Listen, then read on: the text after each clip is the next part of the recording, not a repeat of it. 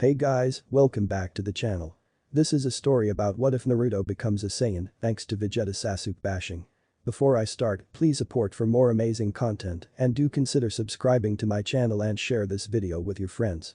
This is written by an I'm Fan 2011 and link in the description and support writer. Let's start the video. Chapter 1.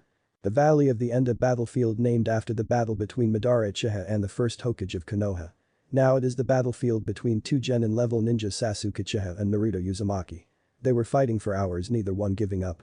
The winner of this fight would decide the fate of Sasuke, who wants to go to Orochimaru of the Sannin to obtain power to kill his brother Itachi, who had killed the entire Uchiha clan.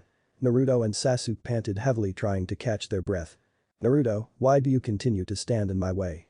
Orochimaru is my only ticket to power. I have to get stranger to kill Itachi. I won't let you go, Sasuke.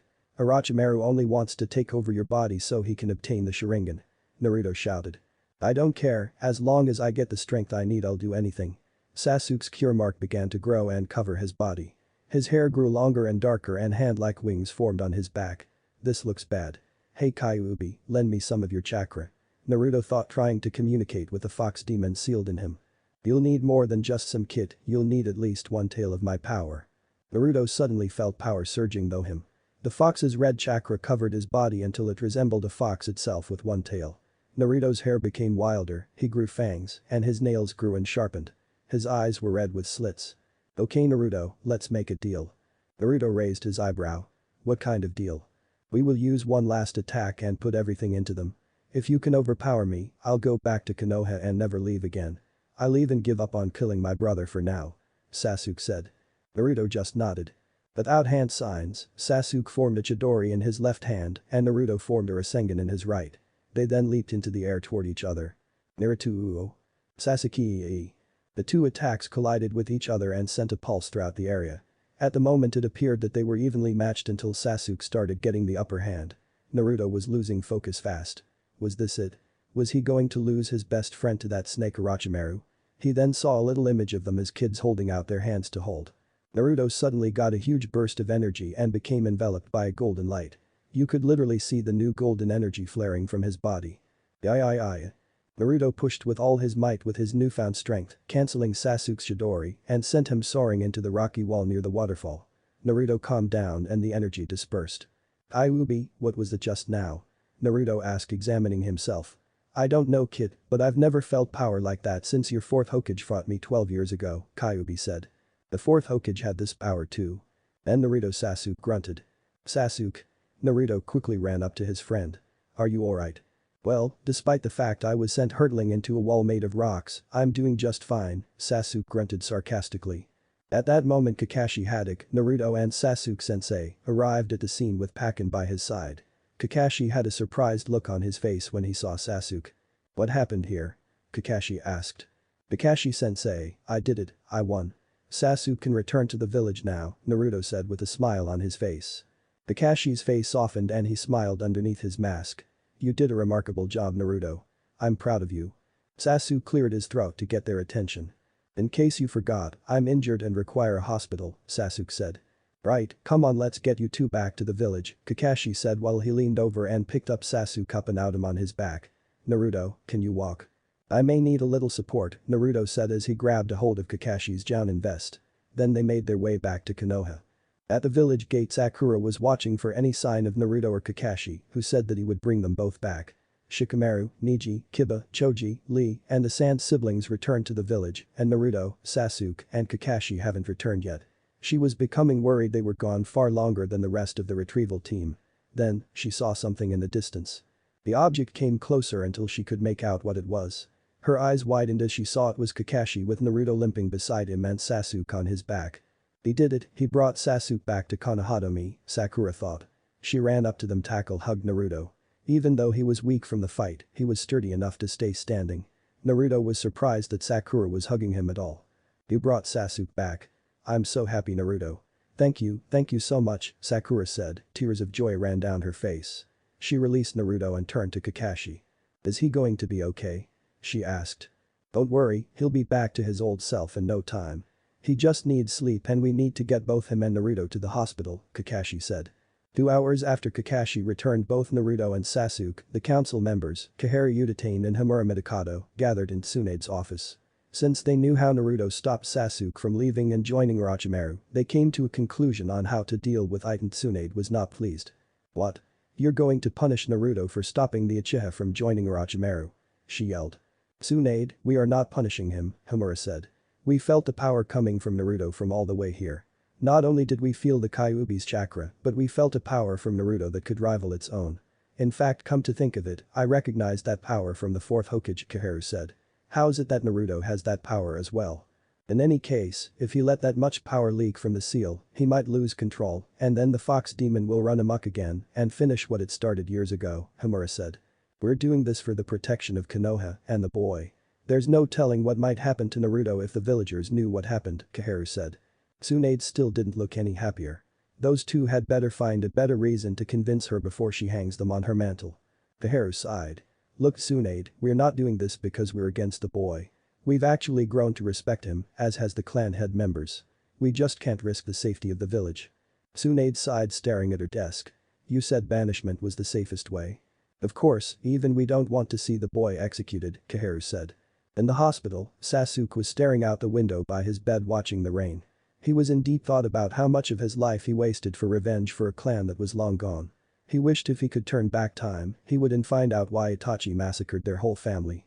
He'll admit that their father wasn't the nicest of people, but Itachi could have at least let their mother live so he could have some family left. His thoughts were interrupted by a knocking on his door. "Come in," he said. The door opened to reveal Sakura with a small bouquet of flowers. "Hey Sasuke." "Sakura, what are you doing here? I thought you would be visiting Naruto." "I'll see him on my way out," she said, pulling up a chair next to his bed after placing the flowers in a vase on a table. "How are you feeling?" "I'm still sore, but other than that I'm fine." "I'm glad you're back, Sasuke. You don't know how happy I am." "Why would you happy I'm back after all I've put you through? Every time you tried to talk to me, I would push you away. I rejected you every time you tried asking me on a date. I couldn't even protect you when I was fighting Gaara." "Sasuke. I don't deserve your presence, Sakura. I don't deserve your smile, your love, not even." Sasuke turned his head toward her and was silenced by her lips pressed against his. He was shocked, but a few seconds after, his face softened and he returned the kiss while wrapping his arms around her waist. Sakura snaked her arms around his neck. Unknown to them, Ino Yamanaka was outside the room watching the scene before her. "Way to go, forehead," she said with a smile. Shikamaru, since he wasn't really injured, was with Naruto going over the retrieval mission. "Why aren't you stuck in the hospital like the rest of us?" Naruto asked. "I only got a broken finger during the mission, so I don't have to be in this troublesome hospital." "Man, everyone was nearly killed on this mission, but you come out with only a broken finger. That's just wrong." Suddenly, there was a knock on Naruto's door and Tsunade entered. "Hey Grandma Tsunade, what are you doing here?" Naruto asked, but then he saw a sad look on her face. "Why do you look sad?" "Naruto, the council knows how you defeated Sasuke for the sake of the village's safety. They have come to the conclusion that you are to be banished from the village," Tsunade said with her head down. Naruto's eyes widened. The council was banishing him for using the Kyuubi's power and an unknown power he just found out about. Even Shikamaru was shocked at this information. "What? Why are they doing this?" "I brought back Sasuke. Sure, I used Kyuubi's chakra, but that was the only way I was going to win since he had his curse mark activated," Naruto yelled. "Naruto, they don't like it any more than you. You've actually gained their respect," Tsunade said. "Also, I found this letter that is addressed to you when I was looking for my secret stash of sake. It's from the fourth Hokage." "The fourth left a letter for me?" Naruto asked, stunned. "Shikamaru, I'm afraid I'm going to have to ask you to leave," Tsunade said. "Oh okay," Shikamaru got up and left the room. Once Shikamaru was out the door, Tsunade handed Naruto the letter. He opened it and read. "Naruto. If you're reading this, then that means that it's time you knew who your parents are. I wish I was still with you to this day, your mother and I both with we were there with you. Yes Naruto, you are Kushina Uzumaki and I, Minato Namikaze. The day the Kyuubi attacked, I couldn't ask any other parent to use their child. So I used you to be the Kyuubi's jailer. I wanted you to the one to keep this village safe from the Kyuubi. I wanted the village to see you as a hero." Naruto was speechless. His own father was the fourth Hokage. He was also the reason the villagers hated his guts. He didn't know whether to happy he finally knew who his parents are or to be angry for his father to do that to him. He then continued to read more of the letter. "Also Naruto, there is one last piece of information you need to know. Out in the universe, in another galaxy, there is a planet called Vegeta which was your mother and I's original home. Planet Vegeta is the home of one of the strongest warrior species in the universe, the Saiyans. As a baby I was sent out to originally destroy this planet, but the parents that raised me here changed that. They took care of me until I went into the ninja academy to become a ninja because I wanted to protect them. Also, one more crucial information, Saiyans are born with tails. It's the main source to our power, and it gives us the ability to transform into a great ape during a full moon. Naruto was quiet for a second. I was wondering what the hell this thing was for. Naruto then pulled out a tail out from his pants, which shocked the hell out of Tsunade who jumped back. Holy crap. And Naruto, you have a tail. She then walked up to him and grabbed his tail. He yelped and felt his power draining. Please grandma, stop. Let go of my tail. I suddenly feel so weak, he said as he slumped a little. She quickly released his tail and apologized. Naruto then read another sentence that was actually in bold print. Unfortunately it's also our major weak spot. Naruto's eye twitched. Now he tells me. After he regained his strength he continued reading. 4 years after I graduated from the academy and was now Chunin, I met your mother. She was beautiful. She was attacked by Iwa ninja. I was about to help her when she revealed her tail and demolished them. Since she had a tail so I knew she was just like me. When I asked her about herself she said she was Planet Vegeta and was sent here to finish the job that the useless little runt from 17 years ago failed to accomplish. When she saw my tail, she figured that I was that runt and kept asking me why I didn't accomplish my mission. I told her that I had people here I wanted to protect. At first she didn't understand why I wanted to protect these people until later when she saw people actually appreciating my presence. A few years passed and we came to fall in love. Well, I have to go now, Naruto. Under the Namikaze compound, there lies the ship I arrived to this world. In a spiral galaxy in the northern quadrant of the universe, there is a planet called Earth like ours. Use the ship to go and find another Saiyan that was said to be sent to that planet. His name is Kakarot, and if that planet isn't already destroyed, ask him to train you in the ways of the Saiyan. Everything in your hands. And remember, Naruto, no matter what happens your mother and I are proud of you and will always love you. We hope for you to grow up strong. Tears started to well up in Naruto's eyes. Tsunade walked over and pulled Naruto into a hug. The council is giving you 2 weeks to get everything you need ready. Use this time to spend as much time with your friends as much as you can, she said with a soothing voice. In those 2 weeks, Naruto told the Rookie 12 about the council's banishment of him. This piece of information didn't go well with everyone. Even though Shikamaru heard this already, it still pissed him off, as troublesome as it was. Sasuke blamed himself for the council's decision, but Naruto didn't blame him. Naruto spent the 2 weeks with the Rookie 12. With Team 8, Naruto spared with Kiba, Shino helped Naruto with controlling himself by meditating, and Naruto hung out with Hinata. Even though it was too late, Hinata finally admitted she feelings for Naruto. Naruto, however, didn't have feelings for Hinata like she did him because he did love her, but like she was his sister. She was happy that she did have his love even if it was of brotherly love. With Team 9, Naruto spared with Neji and Lee to improve his Taijutsu and Tenten helped Naruto with using weapons with better accuracy. With Team 10, Naruto and Shikamaru watched the clouds and remembered times when they were kids and they would sneak out of class along with Choji and Kiba to play and hang out until Iruka went to look for them. Ino took Naruto shopping for some new clothes, much to Naruto's disliking. What did people have against the color orange anyway? Naruto and Choji had a ramen eating contest which ended in a draw and they had to spend the rest of the day in the hospital due to ulcers. With his team, they really just remembered their time as a team and all the adventures and missions they had. Naruto even spent time with Iruka and one last bowl of ramen together. Jiraiya heard of what the council said and wasn't pleased either. Naruto, Tsunade and Jiraiya found the Namikaze compound and also found a secret entrance that lead to Minato's space pod. The last day of the 2 weeks arrived. Naruto was at the village gates with the space pod ready for launch. He had a dozen storage scrolls with the new clothes Ino forced him to buy and food to last him for years and of course, he had to have his ramen especially Ichiraku's in one of those scrolls. Naruto knew he couldn't survive only on ramen alone. All the teams and their senseis were there to see him off, as well as the Sand siblings. Tsunade, Jiraiya, Shizune, and Iruka were there too. All the guys either gave Naruto a handshake or a pat on the shoulder, and the girls gave him a hug. Hinata gave him a hug, but also a kiss on the cheek. Lee then shouted out, "Naruto, make sure your flames of youth do not diminish." "You got it, bushy brow," Naruto said giving him a thumbs up. Naruto then turned to Kiba. "Hey, if I hear that you made Hinata cry or hurt her in any way, I'll find some way to kick your ass. I'll be keeping in touch, so I'll know if something happens." Kiba smirked. "Idiot, what makes you think Hinata and I will ever get together at all?" I don't, but you never know what the future holds, Naruto said with a shrug. Hinata then blushed and Kiba just scratched the back of his head. Naruto then turned to Sasuke. Hey, live both of our dreams, Sasuke. Become Hokage while training to kill Itachi. Don't take the easy route, you need to work to reach your goals. Sasuke smiled and walked up to Naruto and shook his hand again, and then they pulled each other into a man hug. You can count on me bro, Sasuke said. After that, he got a hug from a crying Shizune and Tsunade. Jiraiya just ruffled the kid's hair and wished him luck, and Iruka embraced the boy in a hug before he entered the space pod. He put on a scouter that belonged to his mother who had constructed this one herself. It could track any power signature no matter how far the distance of the target. He already read the directions on how to work the thing and put in the target's name. After getting a precise location marked, he typed in the location into the pod's database. Naruto waved goodbye for one last time before the pod door closed and the rocket boosters started up.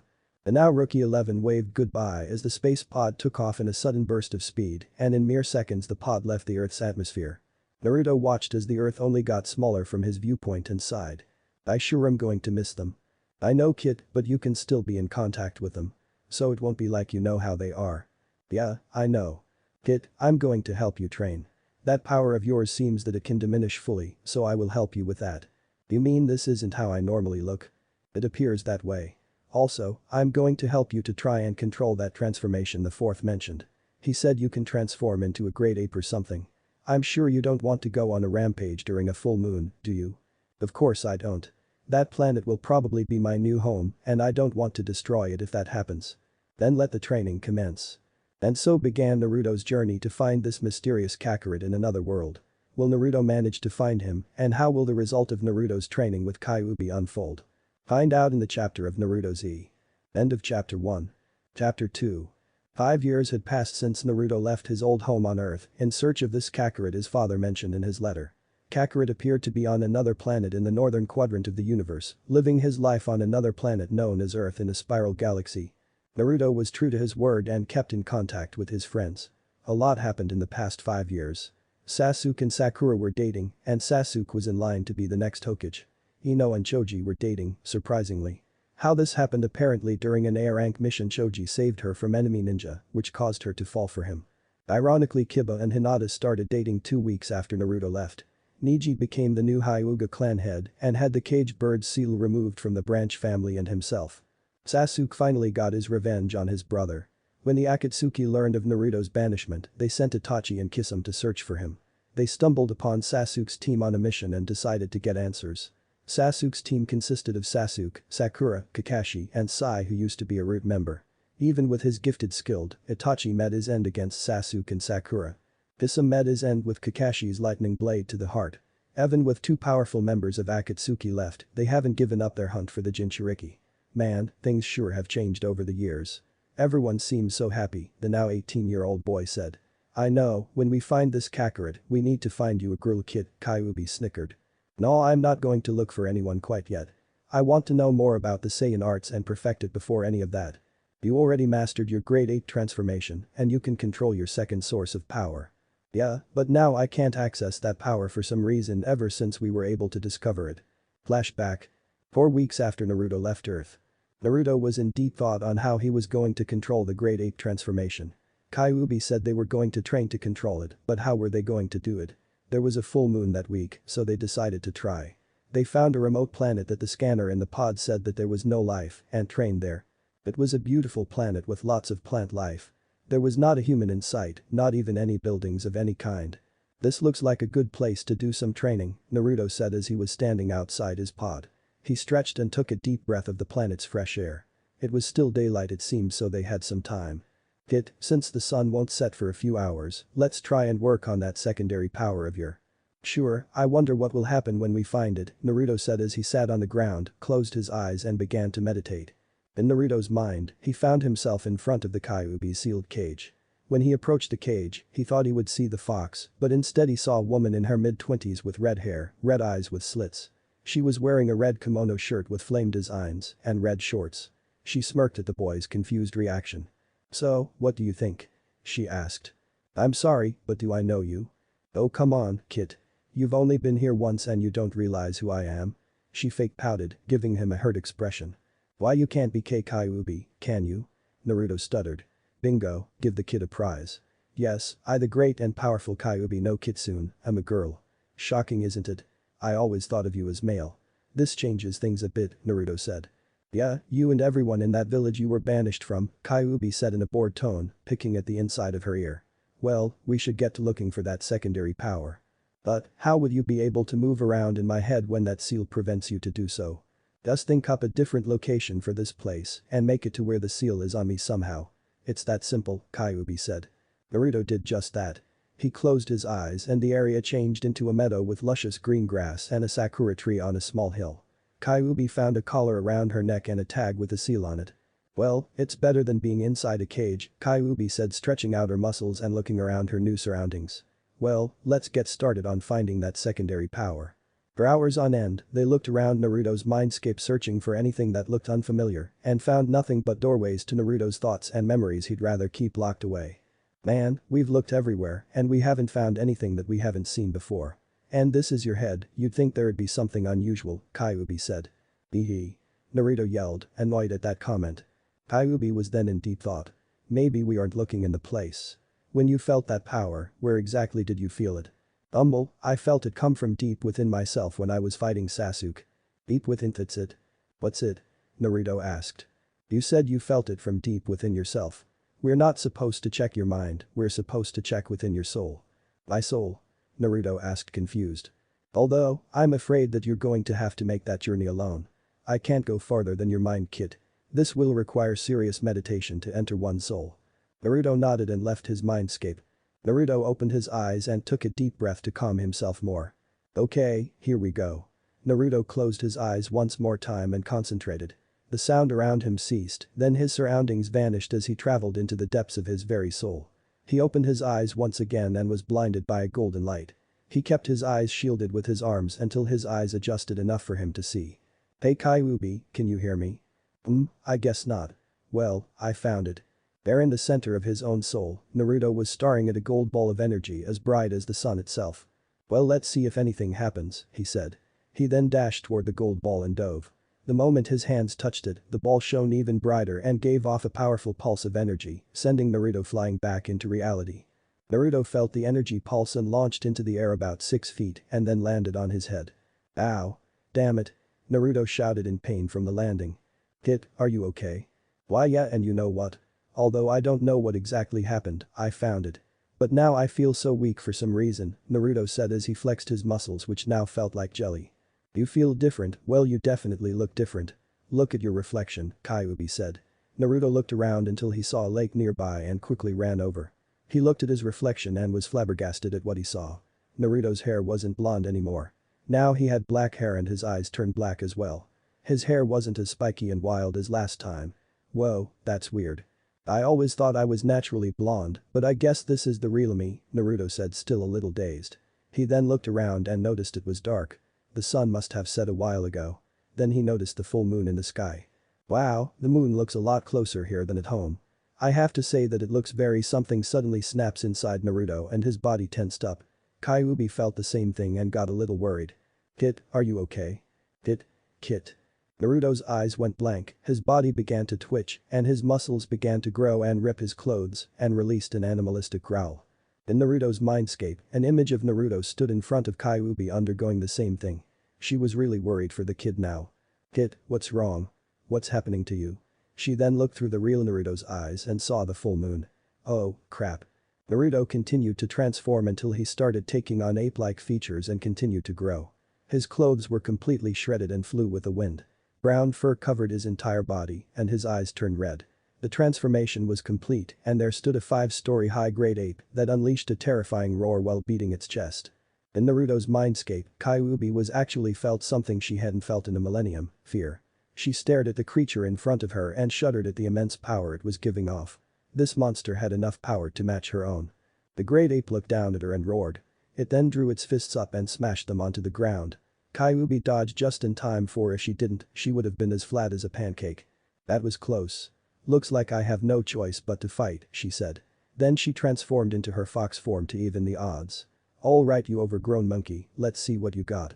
Since they were in Naruto's mind and it depended on Naruto's feelings, the sky turned red as the great ape dashed toward Kyuubi with surprisingly amazing speed. Kyuubi was faster however, and she moved to the side before the ape's fists could touch her, and she tackled the ape and bit into its shoulder. The ape roared in pain and punched Kyuubi in the head. She let go, but she never stopped her attack. She was biting and scratching the ape with her claws while the ape was punching and kicking. Then, to stop Kyuubi's barrage of attacks, the ape wrapped its arms around her and rolled over a couple of times before tossing her a few feet away. The great ape rose to its feet and roared again while beating its chest. Meanwhile, while that was happening, in the real world the great ape Naruto was smashing its fists into the ground creating craters, smashing large rocks and tossing boulders. It opened its mouth and blasted a purple beam and destroyed a portion of his surroundings. Back in the mindscape, the battle between Kyuubi and the great ape continued. Kyuubi kept dodging punch after punch, and when she found an opening, she used her tails to sweep the ape off its feet, making it land on its back. Kyuubi continued her biting and clawing until the ape opened its mouth and released a purple beam, and it grazed her shoulder. She leaped back and sneered in pain as her saw blood seeping down her arm. "This is getting ridiculous. I've been fighting this monkey for hours, and it doesn't look like it's going down anytime soon." She watched as the great ape rose to its feet once more. She was exhausted. She couldn't fight anymore. She has never fought an opponent quite like this. There has to be a way to slow it down. Wait, she knew how to win now. His tail. His tail is the source of his power. If I can get rid of his tail in here, maybe he'll have more control outside. The great ape roared once again and charged at Kyuubi. Alright, this has to work. It's now or never. The great ape threw a punch, but Kyuubi dodged to the right and tripped the ape with her tails, causing it to fall flat on its face. She spotted the ape's tail and clamped her jaws and ripped it right off its body. The ape roared in pure agony. After a few minutes, the great ape passed out and began to shrink. Kyuubi sighed in relief as the ape reverted back into Naruto and vanished. The great ape Naruto lifted a boulder and was ready to make waste of it until something in him snapped again. He froze and the pupils in his eyes returned. He dropped the boulder and grabbed his head due to a headache. Naruto appeared to have gained control, somehow. What happened? What's going on? His voice was deep and croaky. "Kid, are you alright?" "Yeah, but what happened to me?"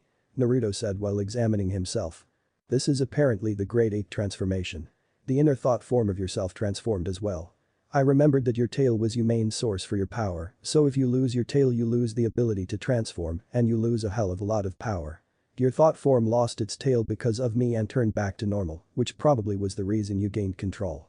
I also felt anger and hatred generating from it, so you will need to meditate to keep your anger under control." Naruto looked around and then his ape hands. "I did all this damage. That's why we'll be training you in this form when there's a full moon, kid." End of flashback. For 5 years, every full moon, they would stop on a planet and train to control the transformation. When the full moon was gone and they continued their journey to Earth, Naruto would meditate to keep his emotions in check. That wasn't the only thing they trained on. Kyuubi was also training Naruto to use her chakra as a second source of power since he couldn't unleash his golden energy. "Well, all I got to say is all that training paid off," Naruto said. Suddenly the monitor started beeping. Naruto looked out his pod window and smiled. "Well, we found our destination Earth." After 5 years of traveling, Naruto has finally arrived at his destination. What new adventures await our hero on this new world? Find out on the next chapter of Naruto Z. End of Chapter 2. Chapter 3. The planet Earth, a planet of majestic mountains, large green forests, grass-filled plains, and home to billions of human beings.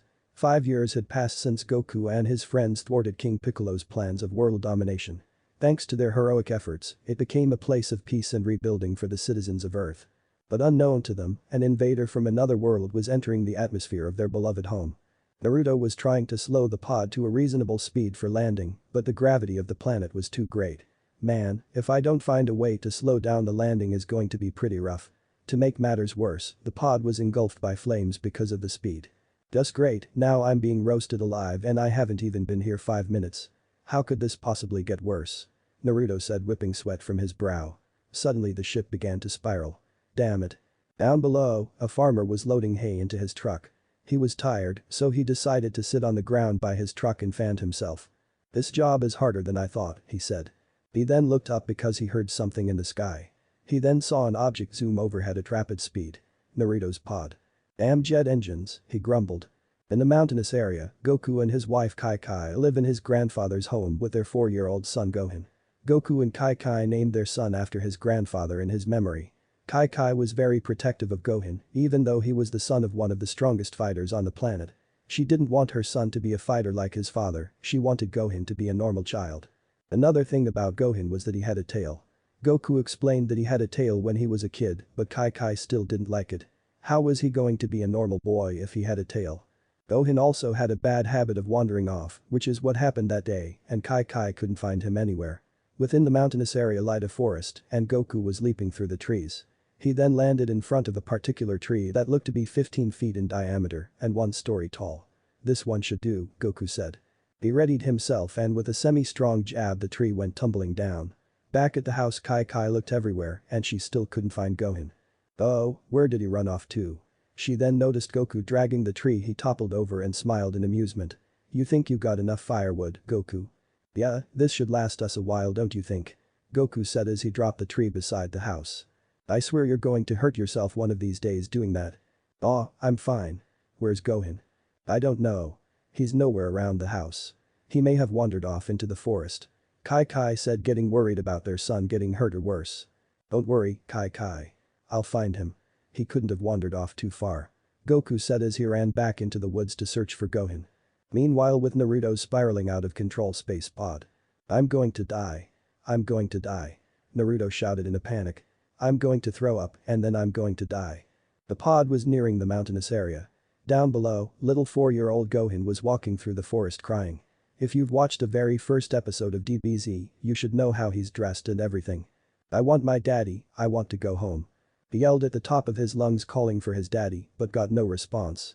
He continued to cry and walked up to a large tree stump and sat. The tears stopped however, once he noticed a butterfly and happily chased after it. "Wait, Mr. Butterfly, I'm not going to hurt you, I just want to look at you," he laughed. Gohan then stopped in his tracks. The earth began to quiver. He heard what sounded like an airplane and looked to the sky. He saw a fiery object plummeting toward his exact location, panicked, and ran as fast as he could to avoid impact with the object. Inside the pod, Naruto braced for impact. This is going to be a bumpy landing. The pod smashed into the ground and skid along it, leaving a trail of destruction of destroyed trees and crushed rocks. Gohan stared from a bush he dove into in amazement at the object that fell from the sky. His curiosity rose and he slowly tiptoed up to the object. Once in front of it, he noticed it was made of metal. What was this strange circular object? Suddenly, the entrance of the pod slowly opened. Gohan yelped and jumped back into the bushes. The pod opened and Naruto crawled out and toppled over onto his back. "Man, glad that's finally over. Of all the planets I've crash landed on, this was the worst," he grumbled. He just lied there with swirls in his eyes. Gohan poked his head out and examined the stranger. Naruto regained his senses and said, "I know you're there. I won't hurt you, I come in peace. Though I almost came in pieces." Gohan giggled at that and crawled out from the bush. Naruto got up and examined his ship. "Yep, this thing is beyond repair. Well, it's not like I have anywhere else to go. After all, the person I'm looking for is here on planet Earth," Naruto said. Gohan walked up to Naruto. "Hi there, mister. Is that a spaceship?" "Yep, and it's broken. This thing isn't going to fly anytime soon." "Wow, so that would make you an alien," Gohan said amazed. "Yeah, I guess that would," Naruto said scratching the back of his neck. Naruto then noticed Gohan's tail and was awestruck. "Whoa, you have a tail." Gohan looked at his now flickering tail. "Yeah, I was born with it." He then held his head down ashamed. "You must think I'm a freak now." "What? No, of course not. I have a tail too, see?" Naruto flickered his tail that was wrapped around his waist. Gohan's eyes widened. "Wow, you have a tail just like me. And it's the same as mine too. If he has a tail like me, then that would make him a Saiyan too. Maybe this kid is Kakarot's kid," Naruto thought. "Well, there's only one way to find out," Kyuubi said. Naruto activated his scouter looking around. It picked up a high power level heading in their direction. "That must be Kakarot coming this way. Well, my search won't be all that difficult it seems. Wait, why am I looking at the sky?" Goku was atop of a yellow cloud gliding, looking down over the forest hoping to find his son. He then noticed the destruction from the explosion he heard earlier and 2 figures. He immediately recognized the short one being his son and quickly descended. But who was the other figure with his son? "Gohan?" Goku called as he drew nearer. Gohan looked up and smiled happily. "Hey, it's my daddy." Goku leaped off the yellow cloud and landed between Gohan and Naruto. Goku was then hugged by his son. "Daddy." Goku picked Gohan up into his arms. "There you are, Gohan. I've been looking everywhere for you. Your mother was very worried about you," Goku said. Naruto activated his scouter once more and observed the information on the man. "No doubt about it, this is Kakarot alright. But wait, why doesn't he have a tail like his son?" It could be possible he lost it at some point in his life, Kyuubi said. It's possible. Well, I'm just glad I found him. Now it's time for introductions. So, you must be Kakarot.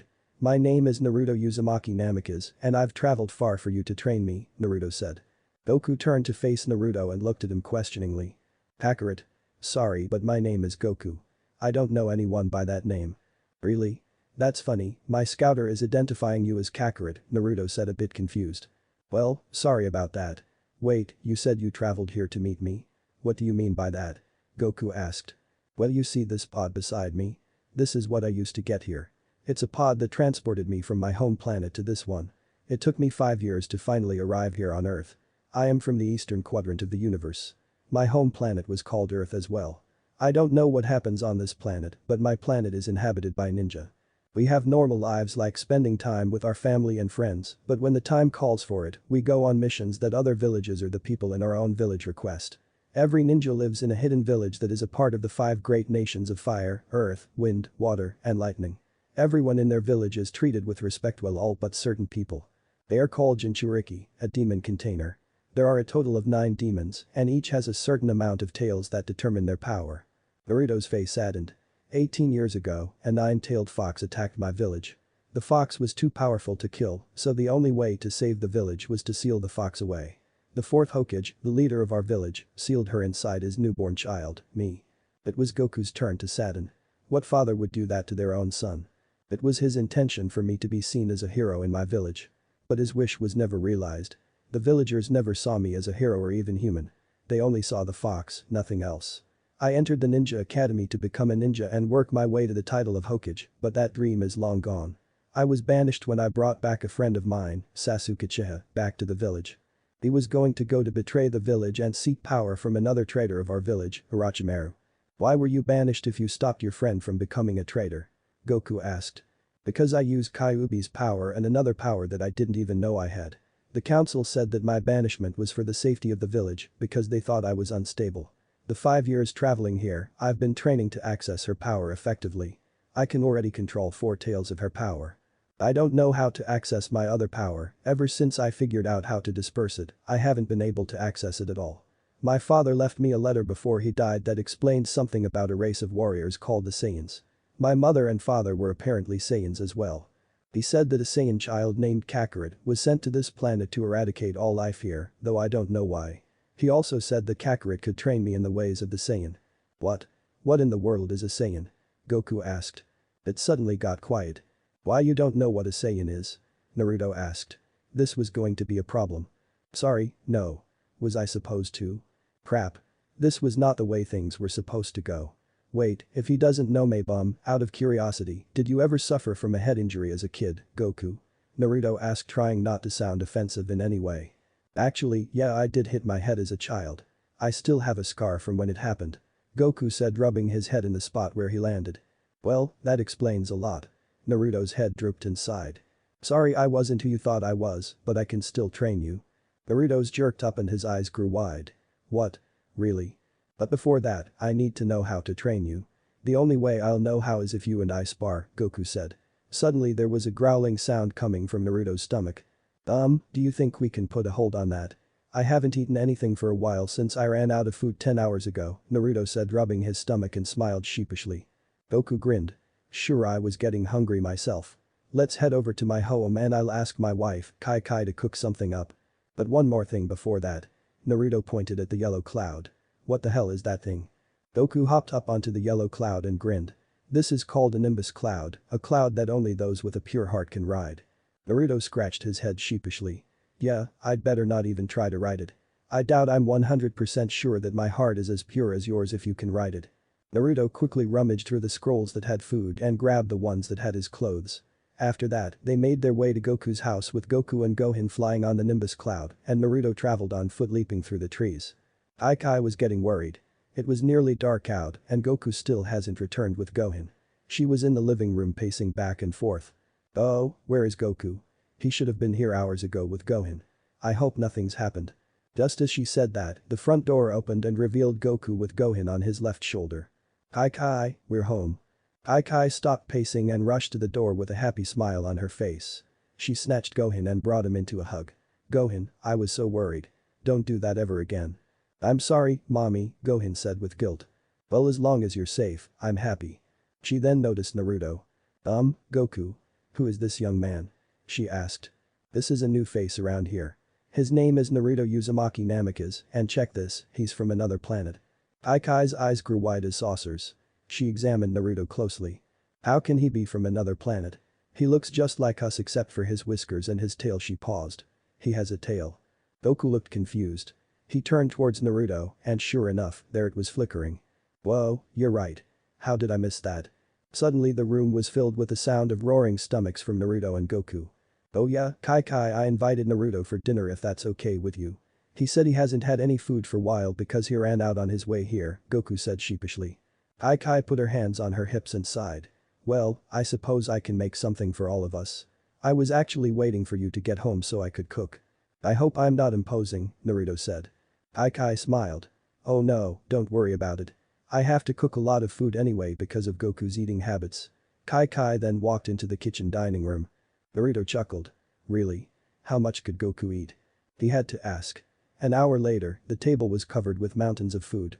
You name it, it's on the table. Holy crap. Who are you trying to feed, a whole army? I have to cook this much to fill up Goku's bottomless pit of a stomach. Kai said. Kai, is it time to eat yet? I'm starving. Goku called from the living room. Yes, come eat. Kai announced.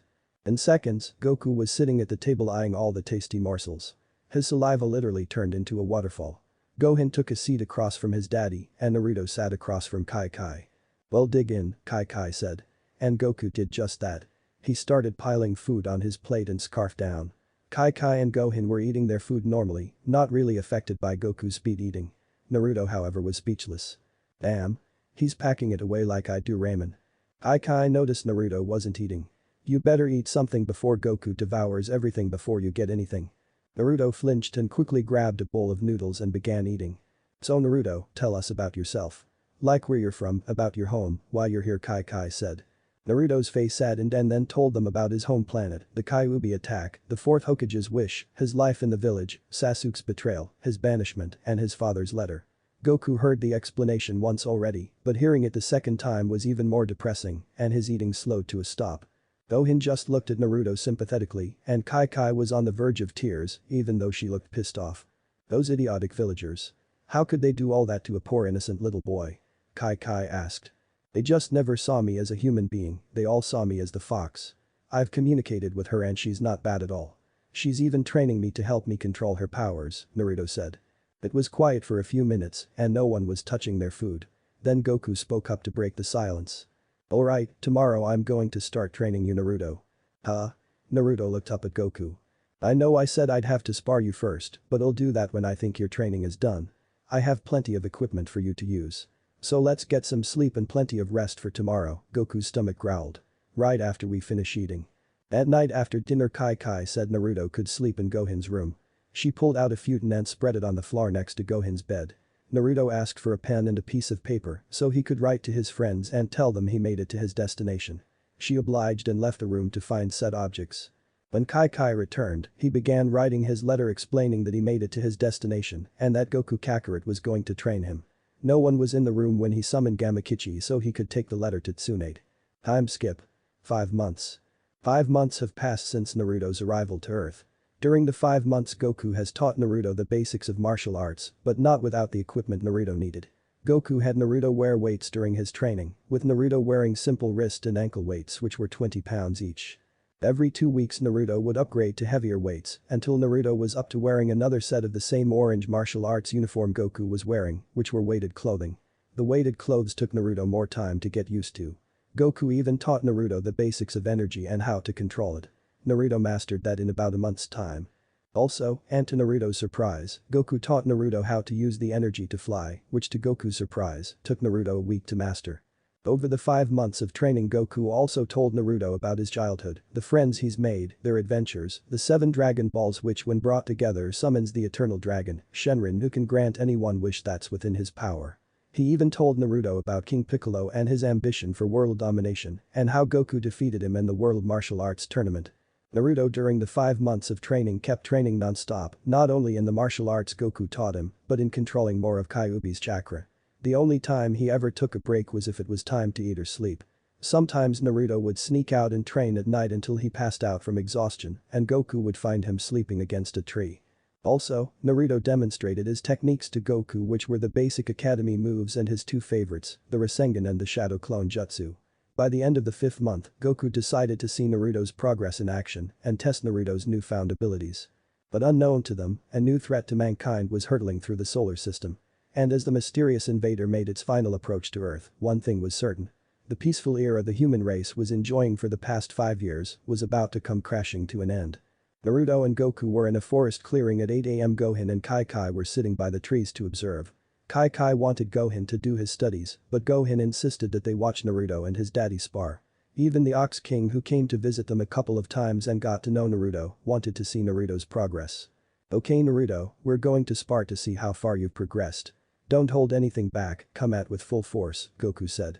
"Alright, I won't disappoint you Goku-sensei," Naruto said, getting into a ready stance with Goku following suit. Out in the open grassy plains, with roaming animals that looked like a crossbreed of a chicken and an ostrich, a farmer was out raking up hay into the back of his truck. The same farmer from earlier in the chapter. "Why do I always get this job?" he said. He then looked up at the sky from hearing something zooming around. "If it's them, their jet engines again, I'm filing a complaint." He paused because it wasn't a jet or anything.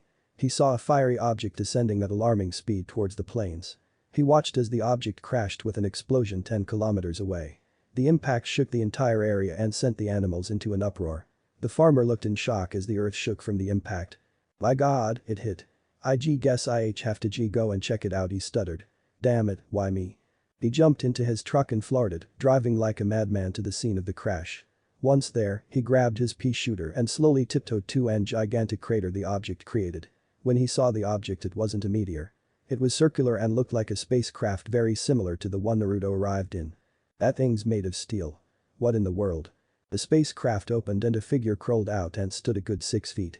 The figure was a man with black spiky long hair that went clear to his knees, a scouter over his left eye, and was wearing strange armor of some sort. The farmer shook in fear as he watched the man levitate to the edge of the crater and stare him down. "So the creatures on this planet are still alive. Kakarot has failed us," the man said.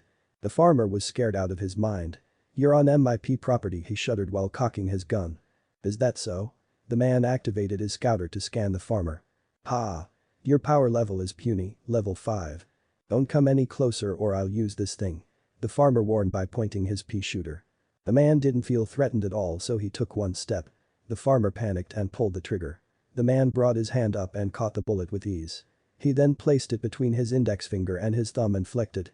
The bullet zoomed toward the farmer and shattered his gun and sent him flying into his truck, and he hit his head on the front bumper, rendering him unconscious. "Heh, what a fragile breed of people," he said, amused.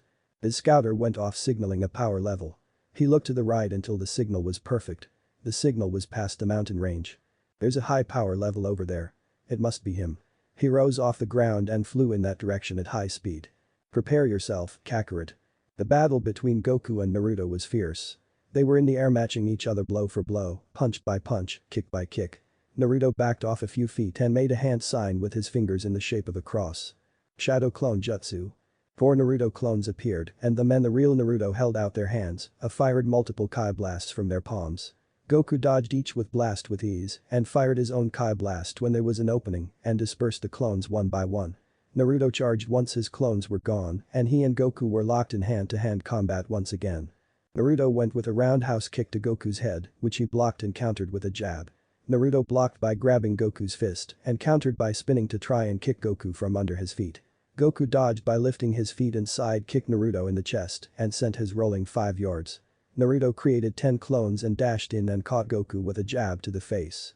Goku quickly regained himself in time to guard a kick from one of the clones, but not a kick from the second clone, and slammed into the ground. Goku quickly flipped to avoid a double kick from 2 other clones and blasted them with a Kai blast. All the clones took to the air and began firing a barrage of Kai blasts. Goku panicked slightly and dodged like crazy. The ground underneath Goku was blasted into oblivion and made a crater. The clones charged and engaged in hand-to-hand combat with Goku. Goku had some trouble keeping up with so many opponents in one go. Goku generated a burst of energy to force the clones back and disperse 3 with a couple of Kai blasts. He noticed 2 clones coming at him from both his right and left sides with a jab. He ducked and caused 2 clones to punch each other and disperse. Clone number 6 appeared in front of Goku with a roundhouse kick, but Goku blocked and then slammed clone number 6 into clone number 7 that was attacking from behind, and they dispersed. The last 2 clones came flying at Goku side by side with a double kick. Before they could strike, Goku teleported behind them, grabbed them by the scruff of their shirts and slammed them into the ground, dispersing them. Wait, that was only 9. Where did the 10th clone and the real Naruto go? Goku quickly looked up and saw Naruto and his clone descending with a giant ball of chakra. Giant Rasengan. Goku panicked and quickly teleported, and the chakra ball met the ground and exploded, making the crater even bigger. Goku appeared at the edge of the crater and laughed. Wow, you really have come a long way in your training, you're almost as good as me. Well, I don't know how you do it. This training wasn't easy. Naruto said as he climbed out of the crater. Man, 5 hours. Time sure flies when you're having fun. Goku chuckled. Kai, Gohan and the Ox King were applauding for the performance of skill. Then, Kai remembered something. Goku, aren't you supposed to take Naruto and Gohan to Master Roshi's? Oh yeah, I got so caught up in Naruto's training I completely forgot. Goku walked over and picked up Gohan and called the Nimbus Cloud and then turned to Naruto. Well, we better get going. Do you need a ride or are you okay? Goku asked. I didn't use too much chakra, so I should be good. I'm not really that tired, so I'm okay for travel, Naruto said, giving the thumbs up. Okay, we'll see you later Kai, Goku said before giving a Good-bye hug and kiss. Then he jumped up on the Nimbus that appeared, with Gohan in his arms, and they were off with Naruto flying beside them. The mysterious invader was flying over a city, watching all the civilians with a disgusted look. Miserable little vermin. In a barren wasteland, Piccolo was planning Goku's demise. He had green skin, pointy ears, was wearing a purple martial arts uniform, a turban and a white cape. His eyes widened and quickly turned around and looked to the sky. What is that? I've never felt such power. He started to sweat as turned completely around. It can't be Goku, it's too horrible. He then noticed a figure flying towards him at great speed. Who is that? The mysterious invader came to a complete stop and descended. Sorry for dropping in. I'm looking for a man named Kakarot. I thought you were him, he said as he stood in front of Piccolo. Well, you were wrong. Now turn around and get out of here before I get angry. Someone's in a bad mood, the man taunted. Believe me, you have no idea. Now get lost. The man chuckled. Oh, you'd like that, wouldn't you? He said as he clicked his scouter. Our level 322. I can tell you're not from this planet, but you'd be a fool to attack me with such an insufficient power. Hold on, you came here. I have no intention on starting a fight. I do, the man said, smirking. Now Piccolo was angry. Alright, if that's the way he wants it. He gathered all his energy and blasted the man with a powerful Kai blast, with the result of a huge explosion. Piccolo smirked, but it quickly disappeared as the smoke and debris cleared and he didn't have a scratch on him. The man simply chuckled. Impressive, you actually managed to singe some of my leg hair. Piccolo was shocked. He put everything into that blast. How could this guy still be standing? Now, allow me to demonstrate a more effective attack. It's one of my favorites. I call it a double Sunday. He said as he raised his hand into the air. Piccolo was ready for anything to happen. Now, see if you can follow this one. Suddenly his scouter activated, signaling a new power level. Well, it looks like it's your lucky day, green man, he said as he took to the air. He followed the scouter until it was clear. There it is. Just on the edge of my scouter's range. It's big too, the biggest power level on this planet most likely. Wait, there's a second power level. It's not as strong, but it's still big. One of them has to be Kakarot, this time I'm sure of it, he said as he flew at full speed in the directions of the 2 power levels. Piccolo fell to his knees and panted, mostly from relief. I don't believe it. I hit him full force and he didn't even flinch, he scowled. This guy could be a problem. High above the clouds, the mysterious invader scowled. Have you forgotten your pride, Kakarot? We are Saiyans, the mightiest warriors in the universe. I still remember the day we sent you to this planet as an infant. Why have you not carried out your mission? Kakarot. Who is this mysterious Saiyan warrior who darkens the sky with his presence? His search for the man named Kakarot has led him to Piccolo, one of the strongest fighters on Earth. Could it lead him to Goku and Naruto as well? Goku will learn the secrets to his past, and Naruto might finally get some answers on who the Saiyans are on the next chapter of Naruto Z. End of chapter 3. Chapter 4. The mysterious invader was following the trail marked on his scouter, tracking down the 2 power levels. You're a discredit to your race, but when I find you I'll show you what it means to be a Saiyan, he thought. Accurate. In the middle of the ocean, miles and miles away from land sat a little island with a few palm trees and a house with Came House painted on the front. A vehicle which looked like a helicopter without the propellers and replaced with rocket boosters was parked in front of the house.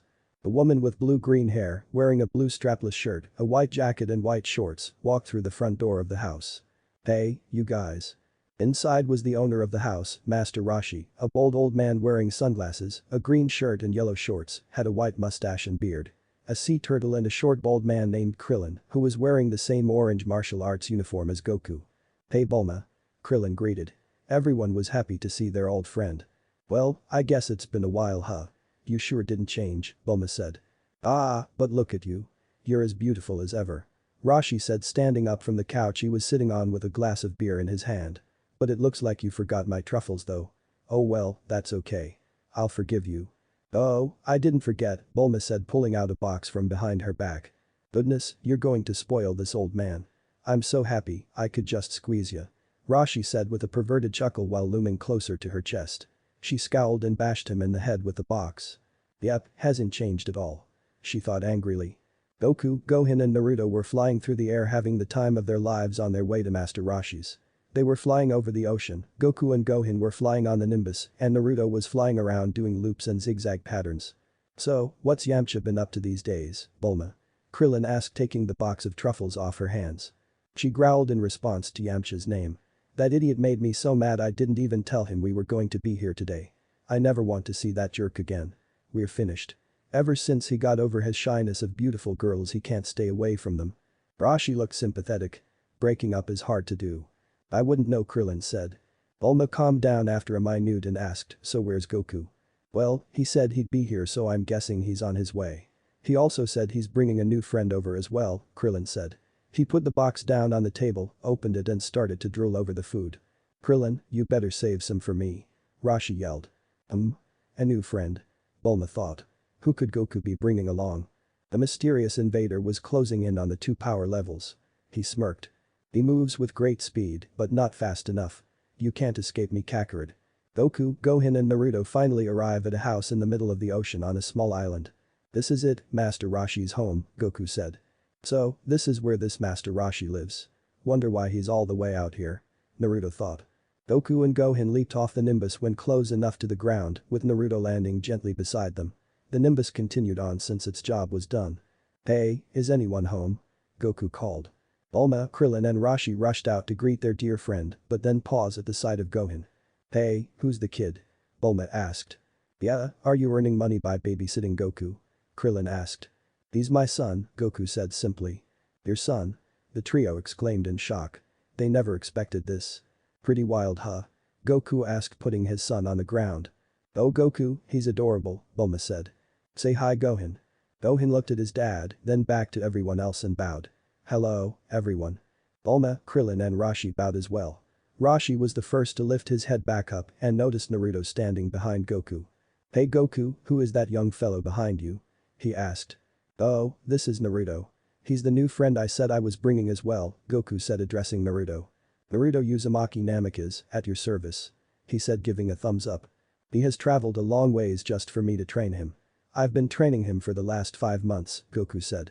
"Really, and what caused you to want Goku as your teacher? And how long have been traveling?" Bulma asked. "Well, I got a letter from my father explaining that Goku here could answer some questions that I want answered. But since he doesn't have the answers for them, I'm a little cut short on that. I have traveled for 5 years in search for Goku," Naruto said. "What? It shouldn't take 5 years to find Goku," said Krillin. "I mean if you were searching for him all over the world, which would at least take 2 or 3 years. Well, that's the thing.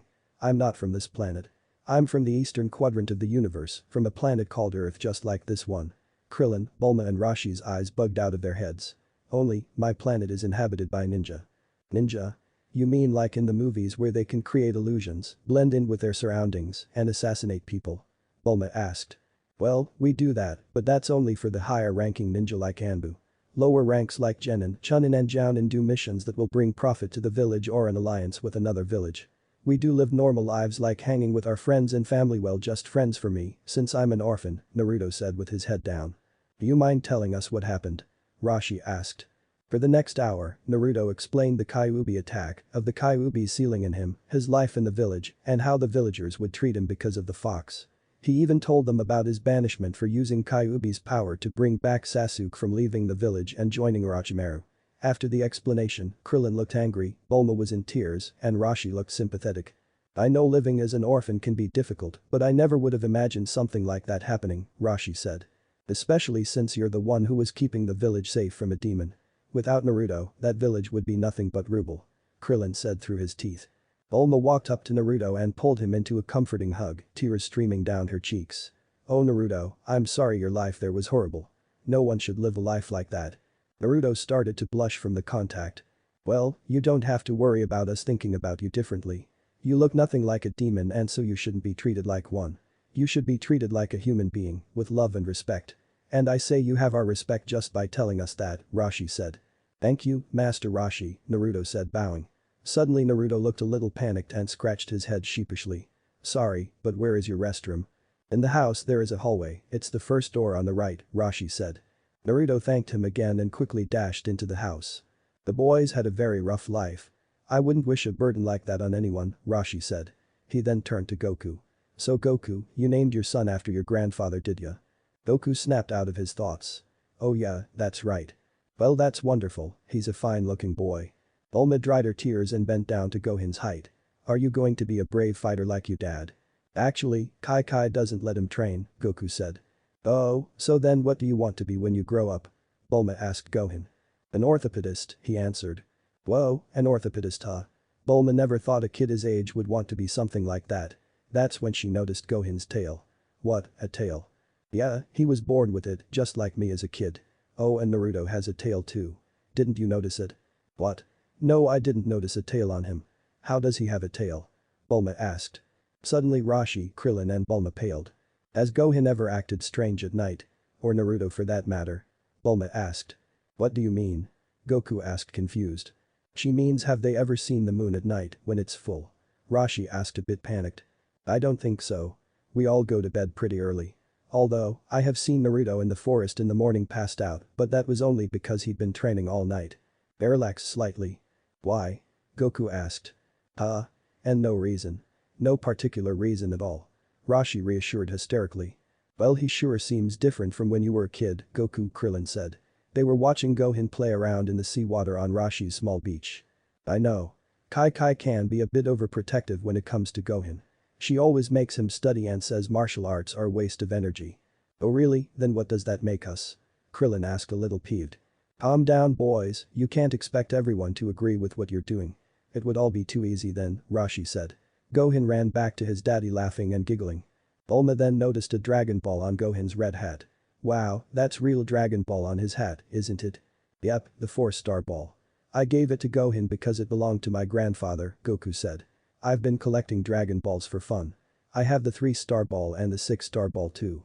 Wow, it's wild thinking about the crazy adventures we had to find those things, Bulma said. Yeah, really, Krillin said picking up a pebble. So Goku, what are guys going to wish for once you get all 7?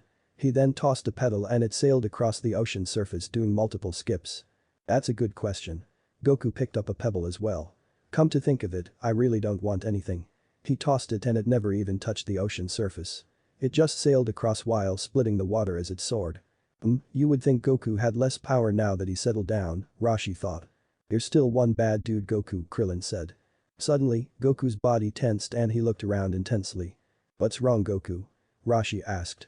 There's something bad heading straight for us, Goku growled. Are you sure Goku? Bulma asked looking around. I'm positive. I've never felt a power like this. Krillin's body tensed as well. Yeah, I feel it too. But there's nothing there. I don't see anything, Bulma said. Goku's body tensed even more as he felt the source of power coming closer. What is that? I've never felt anything like this. Such an awful power, he thought. Goku then spotted something in the air descending towards them. The mysterious invader had finally found the source of the power levels on his scouter. There. Oh yes, I see it Goku. Rashi said. Who is that? Goku thought as the mysterious invader descended closer and closer. It's not Piccolo is it? Krillin asked trying to get a good look at the Saiyan invader. The Saiyan gently landed on the small beach staring them down with a smirk on his face. This isn't good, I smell death in the air, Rashi thought uneasy as he watched the Saiyan warrior. The Saiyan clicked his scouter to be sure about his target, if he was Kakarot or not. The second power level was located inside Kame House. He'd get to that later. Well, we finally meet again, the Saiyan chuckled. You've grown up. But I recognize you though, Kakarot. Kakarot. You know, you're the second person to call me that in 5 months. My name is Goku. The Saiyan raised an eyebrow in confusion.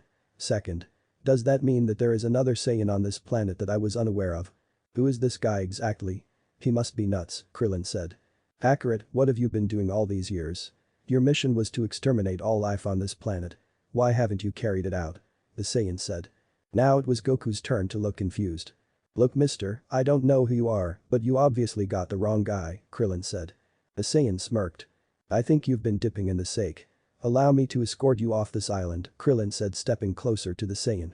Suddenly, Krillin was hit with an unknown force and was sent flying into Kame House, creating a hole in the wall. Krillin. Goku turned back to the Saiyan seething with anger, then noticed something and was shocked beyond belief. The tail. The Saiyan warrior had a tail just like Gohan and Naruto. Bulma and Rashi trembled in shock and fear as they watched the tail twirl around. Naruto dashed out of Kame House, and the first thing he saw was the Saiyan warrior and his tail twitching. What happened out here? I was in the restroom when there was a sudden crashing sound from out here. Naruto then found Krillin's lead sticking out of the hole in the wall of the house and quickly helped him out. Thanks Naruto, Krillin said, holding his head and wiping blood from his lower lip. The warrior instantly spotted Naruto's tail. So, there was another Saiyan on this planet. I could have sworn we only sent one to this planet, he said. Saiyan? Maybe I can get some answers from this guy, Naruto thought. What are you talking about? Goku asked, demanding answers. What, you mean to tell me you don't recognize me, Kakarot? The warrior asked.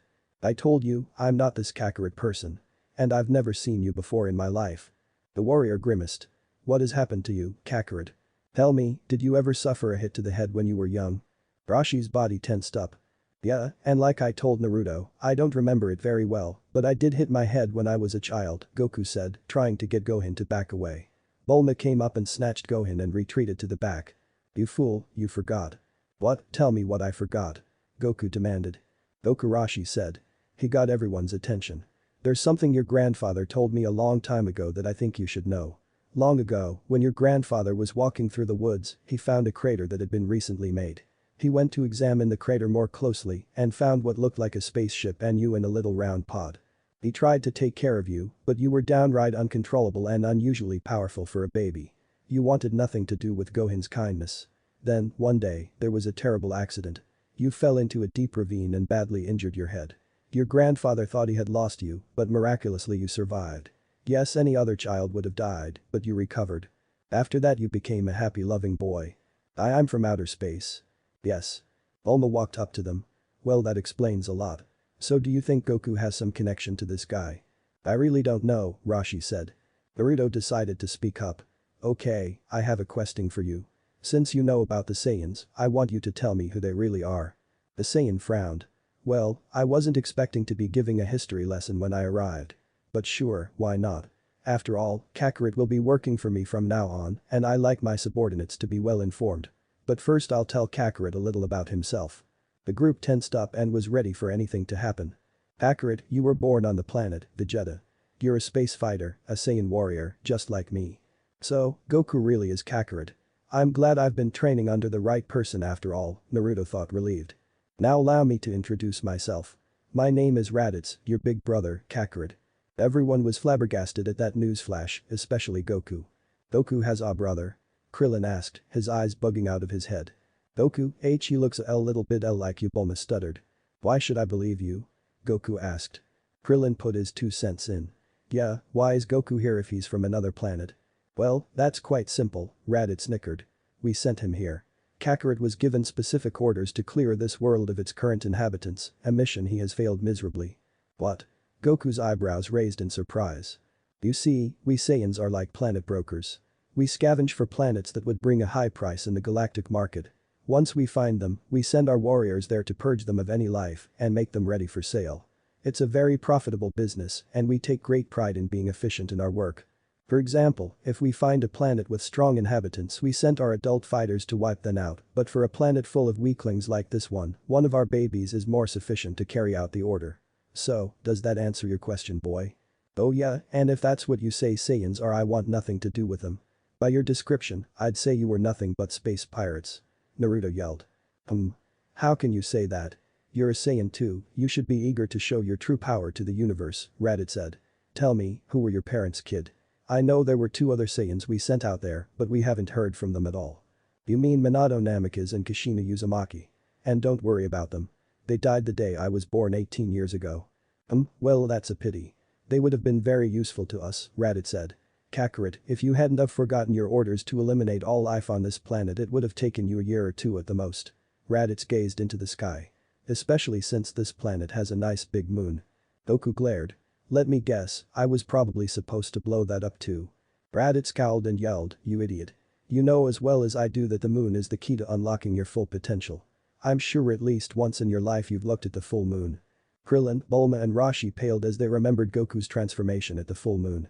Naruto wasn't surprised at all since he experienced his own transformation firsthand. I don't know what you're talking about. Goku shouted. Raditz flinched then noticed something wrong. What happened to your tail, Kakarot? My tail? That thing was removed permanently a long time ago, Goku said. You really are an idiot. Do you realize what you have done? Without your tail, you've lost your ability to transform at the full moon. Now I can see why you can be on good terms with these weaklings, Raditz said furiously. He then turned to Naruto. You there, boy. I don't think I ever caught your name. It's Naruto Uzumaki Namikaze. I take it you have seen the full moon, am I right? That's right, and I can control my transformation. Even though I had a little help, Naruto said referring to Kyuubi. There's something strange about that boy. Raditz clicked his scouter to scan Naruto. The result surprised him. Strange indeed. My scouter is picking up 2 power levels. His own, and then a second within him. It must be at least 3 times stronger than his own. I'm going to have to keep my eyes on him, Raditz thought with a glare. Why don't you come with me? I can train you to be a true Saiyan warrior, Raditz said with pride in his voice. I said it once, I'll say it again. I don't want anything to do with you. Now get lost. Raditz closed his eyes and smirked. And you can forget about me joining you, Goku said. This planet is my home and these are my friends and I will protect them. Now just leave us alone. Raditz opened his eyes and walked past him. Bulma picked up Gohan and quickly moved out of his way. So, baby brother wants to be left alone. Well it's a shame that's not going to happen, he said. No, I'm afraid you're far too valuable to us for that. You see, 3 years ago our planet Vegeta met an unfortunate accident when a comet struck the planet's surface. It vaporized the planet along with the entire Saiyan race. Raditz turned to face Goku. There's not too many of us left now, brother. In fact, as far as we can tell there are only 5, including you. But with Naruto here that makes 6. We were the only Saiyans away from home when the planet was destroyed. Like you, brother, the rest of us were sent out to perform a few hostile takeovers. And now we've found a planet we'd like to conquer. It should bring in a very high price. Unfortunately though, the job is a bit too big for the 4 of us to handle. We were afraid we would have to pass it up until I remembered you, Kakarot. You are not as powerful as I would have hoped, but with you and Naruto's help we should manage nicely. He walked up to Goku and leaned in to look directly into his eyes. So, what do you think? Aren't you excited? You should be. I've come to bring you back into the fold. I've heard enough. Goku shouted. Raditz actually flinched and then smirked and chuckled at his brother's bravery. I'd die before I'd join a gang of pirates like you. Interesting, Raditz pondered. Then he gazed at Naruto. I've meaning to ask you, Naruto. Care to explain to me how your parents died? I'm pretty sure the planet they were sent to wasn't inhabited by strong people. Naruto smirked. You shouldn't underestimate the power of a ninja pal. It was the day I was born. A 9-tailed demon fox called Kyuubi attacked our village. My mother, Kushina, was in labor at the time and then she died giving birth to me. My father, Minato, was battling the fox. And if Saiyans are as strong as you say, then I guess a demon can be just as strong because Kyuubi was too powerful to kill. Considering she was the queen of all demons, I'm not all that surprised. My father had no other choice but to seal away Kyuubi's spirit. He chose me because an adult or an object wouldn't be able to hold her for very long, and so a newborn child without their chakra coils formed yet could hold the demon until the day they die. I home the fox's spirit within me. That's how they died, Raditz. Raditz scowled. So that was the 2nd power level my scouter picked up from him. If he were to join us, things would fall right into our hands quite easily. It's a pity he's refusing. Then Raditz's gaze fell on Gohan. You know Kakarot, I couldn't help noticing that your son has a tail. You leave Gohan out of this. Goku snarled. Bulma pulled Gohan closer to her as if to protect him. I'll decide that. If you and Naruto won't come, I'll have to settle with taking the boy instead. We'll see about that. Goku said, falling into a stance to fight. Naruto joined him. Well then, Raditz phased out and reappeared in front of Goku and Naruto. Before they could react, Raditz kneed Goku in the stomach and elbowed Naruto in his chest, sending them crashing into the sand. They lied there cringing in agony, holding the area they were just struck. Gohan broke free of Bulma's grip and scurried to his fallen father. Gohan, no. Bulma shouted, desperately trying to catch him, Krillin and Rashi trying to help. When Gohan was just 2 feet away from his daddy, Raditz snatched him up by the back of his shirt. Like I said, I'm taking your son. If you ever want to see him alive again, I suggest you do as I say, Raditz said with a crying Gohan in his hand. Bulma, Rashi and Krillin stood close by, seething in anger and fear. Come on Goku, Naruto, you guys have to get up. Krillin said. They tried, but the pain was just too great. Now then, Raditz said. I'll give you 1 day to think about my offer. Although let's be reasonable Kakarot, I'm not giving you or Naruto a choice. I want you to do something for me when you decide to join us, and you will. I want you to start by killing 100 of these pathetic earthlings. Just stack them here on the beach. I'll be back tomorrow for a head count. Bulma, Krillin and Rashi were now trembling in horror at Raditz's demand. So what do you say, Kakarot? I do hope you come through for me on this one. After all, this boy is my nephew, it'd be a shame if I had to hurt him, he chuckled, which turned into a full-blown laughter. Goku reached out to his son in hopes that he could save him. What's wrong, Kakarot?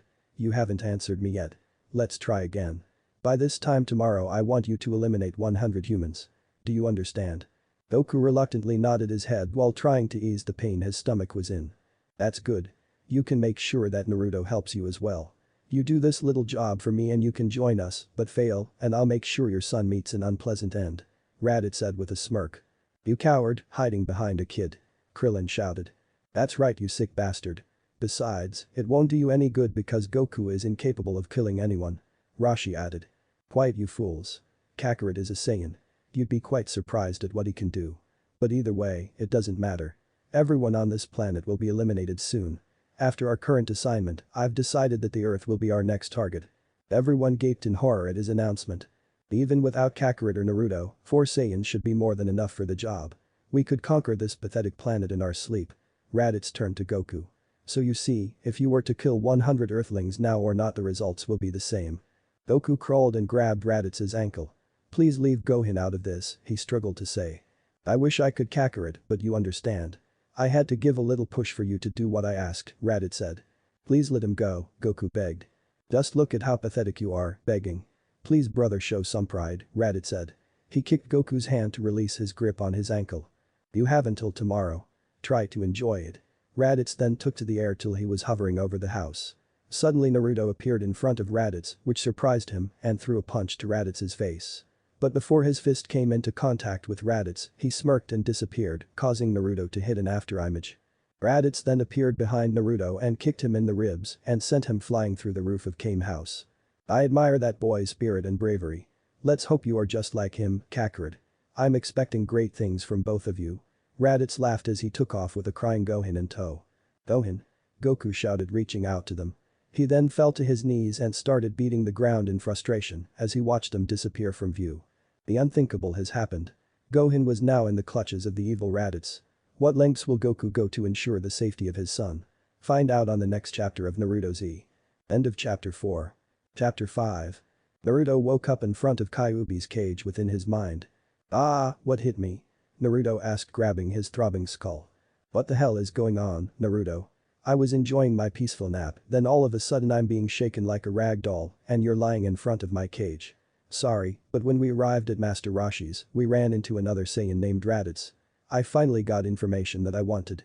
Turns out the Saiyans are planet brokers, and they go around the universe and destroy all life on a planet and sell it for money. And we were right, Goku really is Kakarot and is a Saiyan, Naruto said. Well, that was unexpected. I guess the only Saiyans that get my respect are Goku, your mother and your father. By looking at your memories, that Raditz guy actually makes me shiver.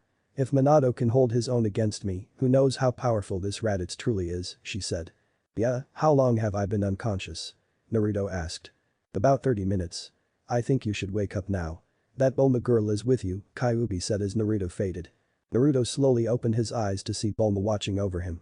Her worried face turned glad and she sighed in relief. "Thank goodness you're okay," she said with her hand to her chest. She could breathe easy now. "What happened, Bulma? Where is everyone?" Naruto asked as he looked around to see no one else in the room. "They all went after Raditz to rescue Gohan." "Please, I want you to tell me what all that has happened when I was out cold," Naruto said firmly. "Well." Flashback. Naruto appeared in front of Raditz, which surprised him, and threw a punch to Raditz's face. But before his fist came into contact with Raditz, he smirked and disappeared, causing Naruto to hit an afterimage. Raditz then appeared behind Naruto and kicked him in the ribs and sent him flying through the roof of Kame House. "I admire that boy's spirit and bravery. Let's hope you are just like him, Kakarot. I'm expecting great things from both of you." Raditz laughed as he took off with a crying Gohan in tow. "Gohan!" Goku shouted, reaching out to them. He then fell to his knees and started beating the ground in frustration as he watched them disappear from view. Bulma quickly ran inside to help Naruto. She found him in a small crater in the wooden floor. With some effort, she helped him to the couch.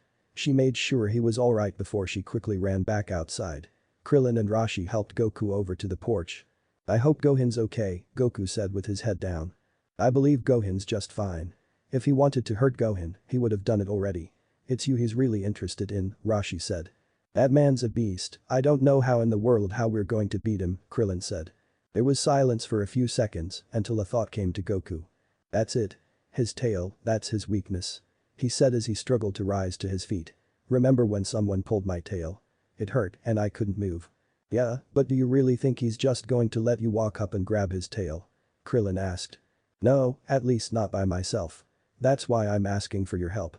I'd ask Naruto, but he's out cold," Goku said. What? You don't mean to?" Krillin panicked. "Don't worry, we'll go with you," Rashi said with determination. "What?" shouted Krillin in disbelief. "We'll put that space pirate out of business, won't we, Krillin?" "Well, if there's 3 of us, it could be possible but it's unlikely," Krillin said, still unsure. Then a thought came to his mind that put his mind at ease. "Hey, if anything were to happen to me you'd wish me back with the Dragon Balls, right?" he asked Bulma. "You can count on me," she said. "Wait, you guys, I'm sorry, but you've already been brought back to life with the Dragon Balls once. So has Master Rashi," Goku said. That smashed Krillin's hopes. "So that's it, if any of you die this time it will be for keeps. The dragon won't grant the same wish twice," Goku said. "It's too risky, so you two should just stay here. And let you fight on your own. That's suicide," Krillin said. "You think we're just going to sit here while you go off to get killed? Then let's go right now and hit him head on," Goku said. "If we go now, he'll never expect it and it might give us an edge." "But how are we going to find him?" Rashi asked. "I haven't figured that part out yet." "Wait, Gohan had a Dragon Ball on his hat, right?" Bulma asked. "Yeah," Goku answered. "Then why don't we use the Dragon Radar?" Bulma pulled the Dragon Radar from her pocket and clicked it on. Yellow light indicating the Dragon Ball's locations appeared and one was seen moving. "See, that's them right there." Then it stopped moving. "Well, at least they're not in outer space somewhere," Bulma said. "Alright, let's get going, guys. You ready?" Goku asked. "As ready as we'll ever be. But who knows, we might just be able to beat that idiot," Krillin said with determination, even if he was still scared out of his mind. "Well, whatever happens, just know that you two are the best pupils I've ever had," Rashi said. "And I'll be here looking after Naruto when he wakes up," Bulma said. Everyone nodded and were about to take off until they were interrupted by. "You never succeed, you're too weak to pull it off." They were startled by the voice and looked around to find no one until they looked up and found Piccolo hovering over Kame House. They really weren't expecting to see him at all. "Great, what else could go wrong today?" Krillin asked. Piccolo landed in front of them and said, "I suppose you could make me angry, but I wouldn't advise it." "So, what do you want, Piccolo?" Goku asked, getting ready to fight if he had to. "Yeah, what are you doing here?" Rashi asked. "This is my island. I've been keeping an eye on your last visitor. I followed him here," Piccolo said. "Yeah? And just what do you know about him?" Goku asked. "I know this much. The only way for us to win is if I go with you." "What?" Piccolo actually wanted to help them. This shocked everyone definitely. "I know that we're enemies, but hear me out. You've seen how strong he is, which means neither of us has a chance at standing against him alone. We'd be dead before the fight even started. However, if we team up there's a slight possibility that we can overpower him. It's the only way," agreed. The tension on the island was building inch by inch. "I don't know. How do I know that you won't turn on me?" Goku asked. "The fact is, you don't. I'll be honest that my reasons for doing this are purely selfish. I could care less what happens to you, son. Piccolo's glare deepened. But I won't let that guy take over the earth. I plan to do that myself. Bulma yelped and pulled Turtle in front of her as a shield, which he didn't enjoy at all. As far as I'm concerned, as much as the idea sickens me, I'm willing to put our differences aside. And this is only a temporary truce, the next time we meet it will be as enemies once again. And when that time comes, I'll promise to whatever it takes to stop you. Goku turned around with a smile, but was still glaring at Piccolo. But until then it looks like we're a team. You got a deal. Piccolo smirked. Alright, let's consider it done. If you can stand working with me, I suppose I can bear working with you. But don't forget, when this is over our alliance is terminated. Geez, unbelievable, Krillin mumbled. Bulma, we're going to need your dragon radar, Goku said. She handed him the radar. Then he took a deep breath and shouted, Nimbus. Hey Piccolo, you think you can keep up with the flying Nimbus? Goku smirked. Are you kidding? I'll be embarrassed if you can even keep up with me on that silly little toy. Goku leaped up onto the Nimbus and they took off into the direction the radar was pointing, leaving Bulma, Roshi and Krillin to ponder what just happened. I don't know if I should be relieved or not. How can we be sure we can trust Piccolo? Krillin asked. I know. I'd be more comfortable if Naruto went with Goku instead if he wasn't unconscious, Bulma said. Roshi recovered from his shock. Wow, I still can't believe that just happened. It's incredible. Are you serious? Krillin asked Roshi as if the old coot had lost his mind. Think about it. Those two are the strongest fighters the world has to offer and together they might actually win. Hurry and fire up those jets, we're going after them. Flashback end. So, Goku-sensei and Piccolo are fighting Raditz right now? Naruto asked. Yes, and I don't know if they're winning or not, Bulma said worriedly. Well, no use me sitting around here while they're having all the fun, Naruto said rising to his feet. Wait. Are you sure you're okay to move about? I heal fast, Bulma. So there's nothing to worry about. Naruto said as he ran out the front door. He took out his scouter he had in his pocket and clicked it. I'm surprised this thing is still intact, he said. His scouter indicated their location and quickly took off into the sky. Bulma ran outside and watched Naruto fly off into the distance. Please be careful, Naruto. Naruto was soaring as fast as he could to try and get there in time to help. Hey, Kyuubi, when we get there I don't want you to interfere with the fight unless I say so. Are you crazy, kid? He'll kill you easily if you don't use my power. I'll only use your power depending on the outcome of the fight. Fine, but you better not die. Krillin and Roshi were in Bulma's jet, flying over landscapes, trying to find Goku and Piccolo's current location. How are we doing, Krillin? Are we getting close? Roshi asked. If we had the dragon radar, we'd probably be there by now. I just hope those two aren't dead by the time we get there. Well, at least with Piccolo fighting alongside Goku, they have a fighting chance. Yeah, but the fact he's with Piccolo is what worries me the most. I mean, he's one of the bad guys. For all we know he's already teamed up with Raditz and blasted Goku, and Roshi interrupted Krillin. Goku can't beat Raditz alone, and I doubt we could be any much help. So we might as well put our faith in Piccolo. If he can't help Goku, or won't, then there's no one else who can. Good luck, Goku, Krillin thought. Suddenly, something zoomed right past them at top speed, leaving Krillin and Roshi stunned. Whoa, what was that? Krillin asked. Goku and Piccolo were breathing hard trying to catch their breath. They were covered in bruises, nothing major well except for Piccolo who lost his left arm due to Raditz's last energy blast. Currently, Goku was fighting Raditz on his own. He was giving Piccolo some time to charge up an attack he said should do some damage on Raditz. Raditz blocked every punch and kicked Goku through at him. Then the tables turned and Raditz was pummeling Goku with much faster and harder attacks, then he used a roundhouse kick to send Goku grinding into the ground. But Goku quickly regained himself and pushed off the ground into the air. He's persistent, I'll give him that, Raditz said amused. Goku then cupped his hands and brought his hands to his right side. Pain. Raditz's eyes widened in shock. What, that's not possible. His power level is skyrocketing. 900,910. Pain. But how? He knows how to concentrate all of his energy into one spot. Then he quickly turned to Piccolo and was just as stunned. His power level is rising too. It's over 1,000 and it's still going up. Hiya. Goku fired his attack. Raditz dashed to avoid Goku's Kamehameha wave, but Goku wasn't giving him that chance. He pulled up and the blast followed, closing in on Raditz. Since Raditz couldn't outrun the blast, he turned and held his palm out and blocked the attack. When the attack made contact with his palm, there was an explosion. The debris cleared and Raditz came out without a scratch. But that doesn't mean there wasn't any pain running through his whole arm. He cancelled it out, Goku growled. Piccolo had better hurry. Is that all you got, brother? Then it's my turn to show you how it's done. Raditz said as he flexed his arm back. He then fired a Kai blast that Goku didn't have time to dodge. The blast hit and sent a shock throughout his body. He fell out of the sky and face planted into the ground. Raditz appeared in front of Goku and lifted him up by the collar of his shirt. He suddenly paused as he felt uprising power and turned to Piccolo. The green man was finished charging his attack. You could see a small ball of energy sparking at the tip of his fingers. Let's see you block this one. Raditz started to sweat at the sheer power his scouter was reading. How foolish of me to underestimate these guys. Power level of 1330, I can't block that. Fine then green man, let's see what you got. It's all yours. Special beam cannon. Piccolo shot out his arm and fired an orange beam with swirl added to it, putting it into a drilling motion. Raditz was frozen as he witnessed the speed of the attack. Goku was stunned as well that Piccolo could create such an attack. Raditz quickly regained his senses and quickly moved out of the way of the blast, but not without his armor getting caught in the attack and his shoulder getting singed. The blast kept going until it crashed into a mountain in the background and exploded, emanating a blinding light as well. When the light and debris cleared, a huge chunk of the mountain was missing, but Piccolo was more interested in what happened to Raditz.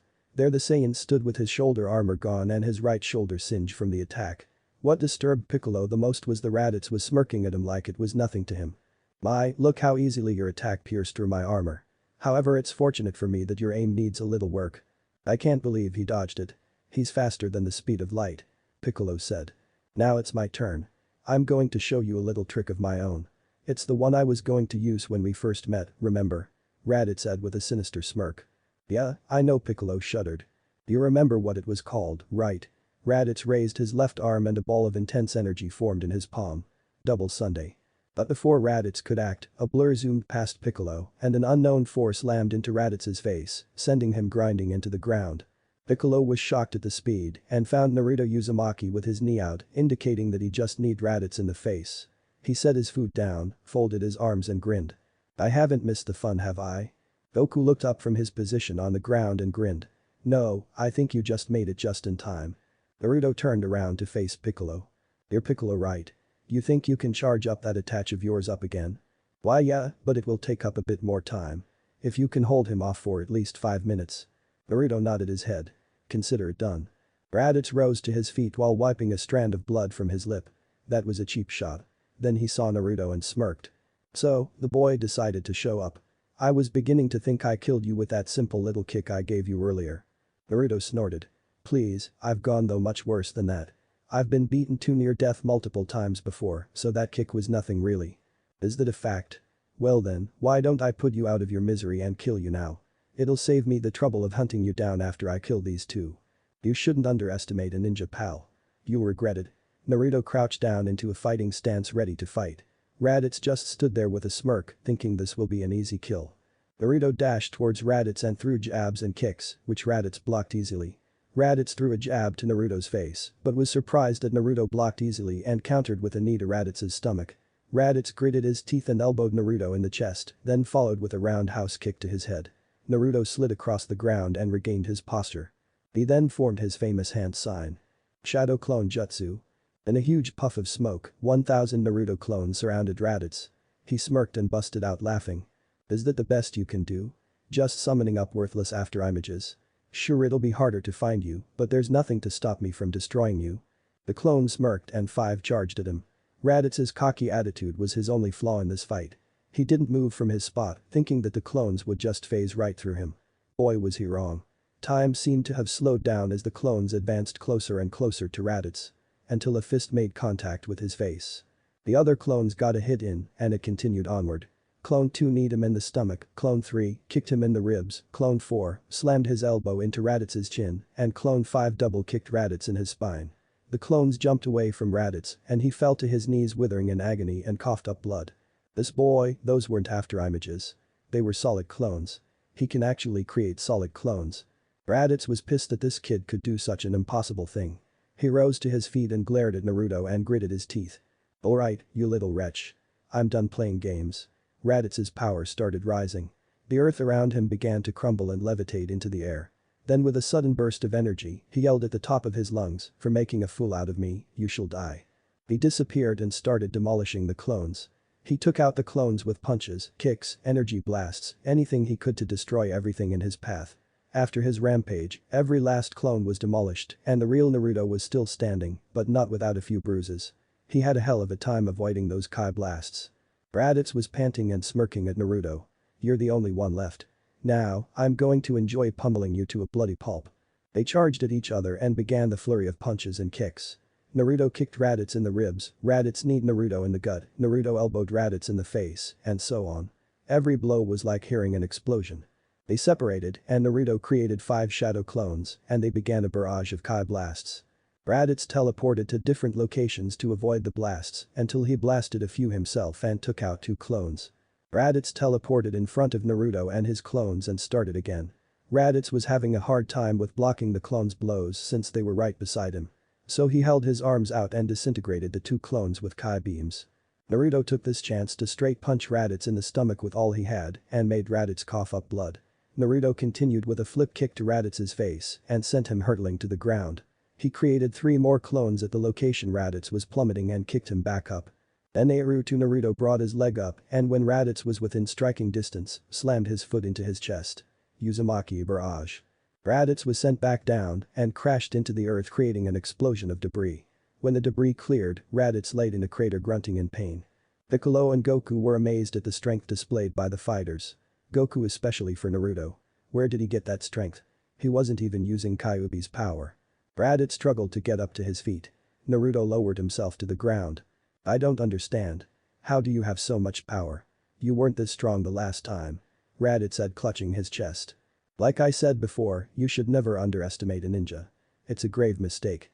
Raditz suddenly teleported in front of Naruto and kneed him in the stomach, sent him grinding into the dirt. Raditz then stomped on Naruto's ribsage breaking a few ribs with a sickening crunch. "It's also vital to keep your guard up." "That was a cheap shot," Naruto grunted. "Consider it payback for the earlier cheap shot you inflicted on me," Raditz said. "Now time to say goodbye." He looked over at Piccolo. "What's the matter, Green Man?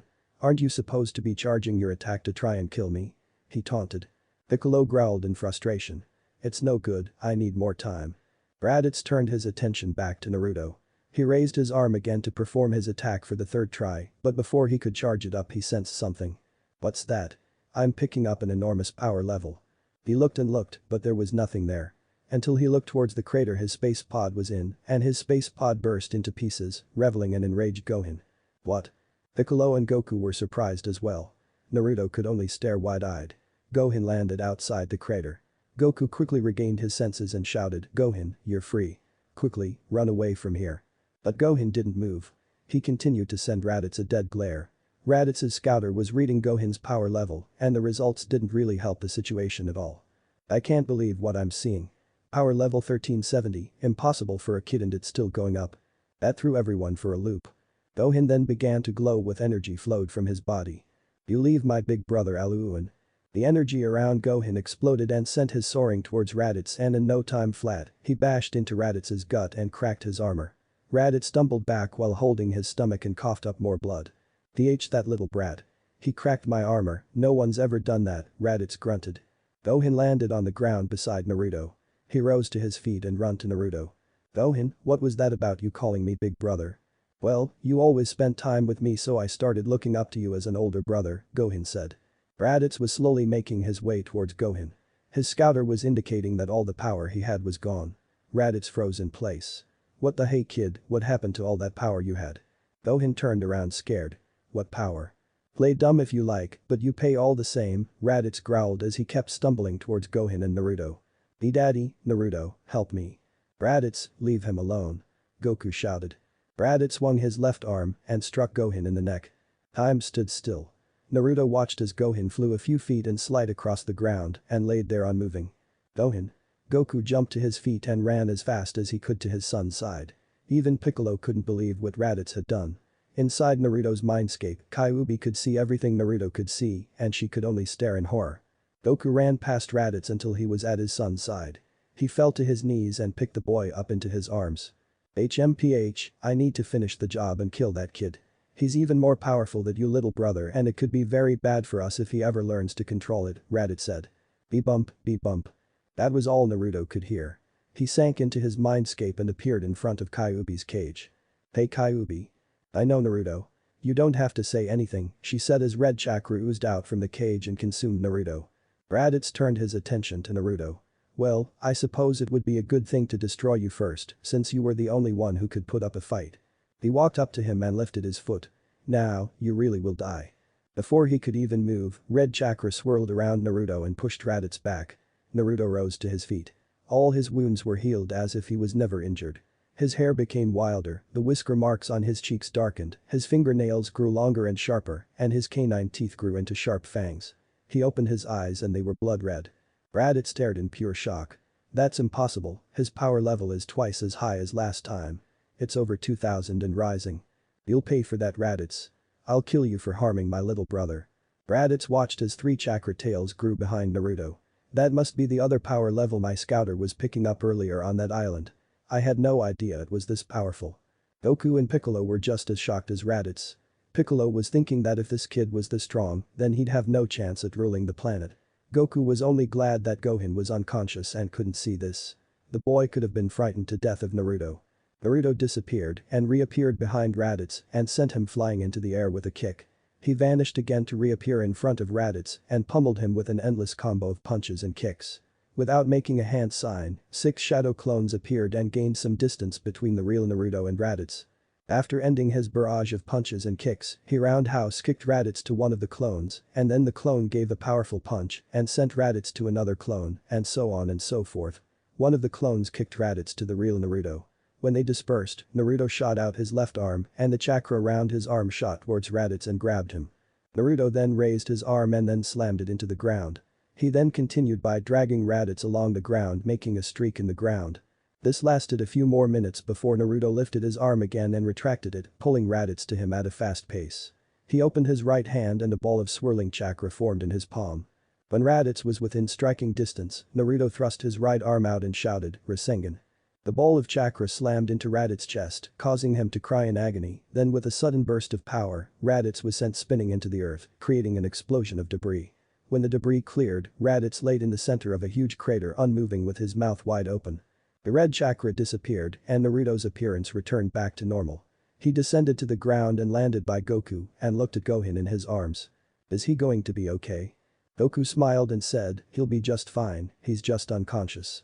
Naruto let out a sigh of relief. He turned to Piccolo and walked towards him. Because of that display of power, Piccolo flinched a little when the boy turned to him. Naruto stood in front of Piccolo, smiled and held out his hand. "Thanks for helping Goku-sensei, Piccolo." Piccolo glanced at Naruto's hand. He smirked and turned away. "Don't get the wrong idea, kid. My reasons for helping Goku are my own." Naruto smirked in return and went back to Goku. "So, what are we going to do about?" Suddenly a Kai blast appeared out of nowhere and pierced through Naruto's chest. Piccolo and Goku watched in horror as Naruto tumbled to the ground with a bloody hole in his chest. In Naruto's mindscape, Kyuubi was screaming in horror. Back at Master Roshi's island, Bulma was sitting on the couch when suddenly she got this dreaded feeling that something bad had just happened. Piccolo and Goku looked in the direction the blast came from and were shocked to see Raditz standing there with his right arm extended while heavily panting. "Miserable little brat. That didn't tickle you, no? I can't believe he's still standing after all that," Piccolo said. Goku ran to Naruto's side. "Naruto. Say something, anything." Naruto's only response was him coughing up blood and held the area where the blood was oozing out. Goku laid his son down next to Naruto and turned to Raditz and unleashed killer intent. He instantly disappeared and reappeared behind him and had him in a full Nelson. "What the?" he said as he tried to pry Goku off his back. "Piccolo, quickly, use your attack." Goku shouted. "Goku, you surprise even me sometimes. Now hold him tight, this will take a little time."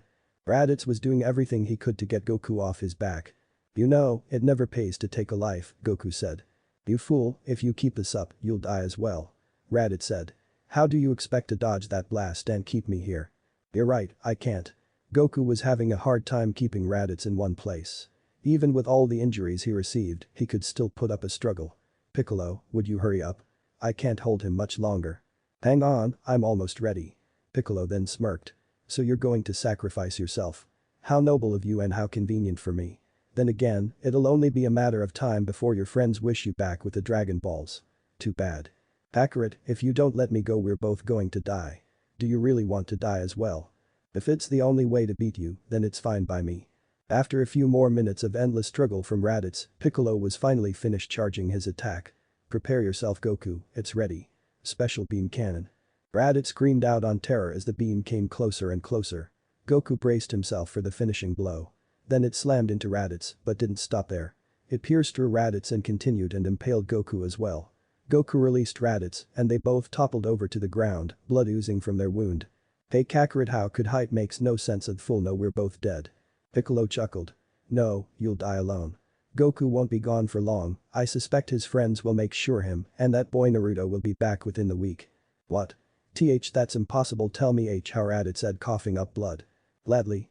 You see, on this planet we have something called the Dragon Balls. When all 7 of them are gathered they have the power to grant any wish. That includes bringing back the dead.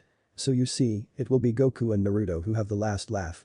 It was Raditz's turn to chuckle. No, I'm afraid you're wrong, Green Man. The device on my face, it is also a transmitter. My Saiyan comrades, they heard every word. And now they will see come. I know they will. In their eyes nothing you see can do to stop them. They'll seek out these Dragon Balls and destroy everything in their path. You and everything else on this planet will be wiped out. They'll destroy you all. When? Everyone turned their attention to Naruto. How long? When will they get here? Within a year's time. And the funny thing is that they are much stronger than me, Raditz chuckled. That's stronger in Euro, no, Piccolo said. So enjoy this little victory of yours today. It means nothing. You're as good as dead. I only hope I'm back in time to see it happen. So you see, Green Man, we can't all have the last laugh. Raditz said as the last of the life in him slipped away. Thanks for the warning, Piccolo growled. We'll deal with your Saiyan friends just like we dealt with you. Piccolo then turned to Goku. Goku, it's over. He's gone.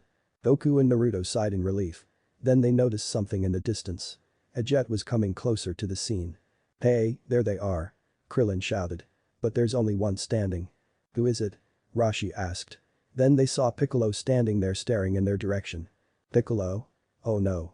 Even as Goku's friends rushed to his and Naruto's side, far away, in a distant corner of the galaxy, the events are being cornered with high interest.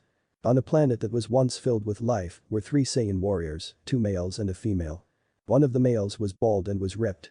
Raditz is a fool. He's a complete disgrace, said the other male who was smaller than the bald Saiyan. How could he let himself be beaten by some low-level fighters? Well, he always was overconfident in his abilities. So I'm not all that surprised, said the female Saiyan calmly. Maybe we should go teach those Earthlings a lesson, said the bald Saiyan. A waste of time. But then again, I am curious. Are you thinking about what Raditz said? Asked the female Saiyan. The smaller male chuckled. Exactly. Those Dragon Balls caught my interest. Just think of the possibilities, you two. If we gather all those Dragon Balls, we could wish for anything we want. Anything, what do you say, don't you think it's worth a trip? Are you kidding? Yeah, let's go. The bald Saiyan said. I wouldn't mind that at all, the female Saiyan said. Back on Earth, Krillin, Rashi and Piccolo were standing over Goku and Naruto. Come on Goku, you and Naruto are going to be fine. Krillin, I'm afraid they're not, Rashi said. What are you talking about? They will pull through. Tell him Goku, say something. Gohan was lying next to Goku. He's still breathing, so I'd wager your son will be alright Goku, Piccolo said. That's good, Kai would kill me if Gohan was hurt, Goku managed to said. Naruto cleared his throat to get their attention. Krillin, could you open my jacket and lift my shirt for me? Sure. Krillin unzipped Naruto's jacket and moved his shirt. Naruto formed a hand sign and focused his chakra, and the seal on his stomach appeared. Suddenly, it started to glow, and a white fluid of energy flowed from the seal and started to form something beside Naruto. When the formation was complete, a woman with red hair wearing a red kimono shirt with flame designs and red shorts. She slowly opened her eyes and curiously looked around. Where am I? What's going on here? She asked. Then she looked down and saw Naruto lying in a pool of his own blood. Naruto? She sank to her knees. Naruto, what did you do? Why am I out here and not in the seal? She asked. Hey Kyuubi, of course you don't know. You were taking a nap when it happened.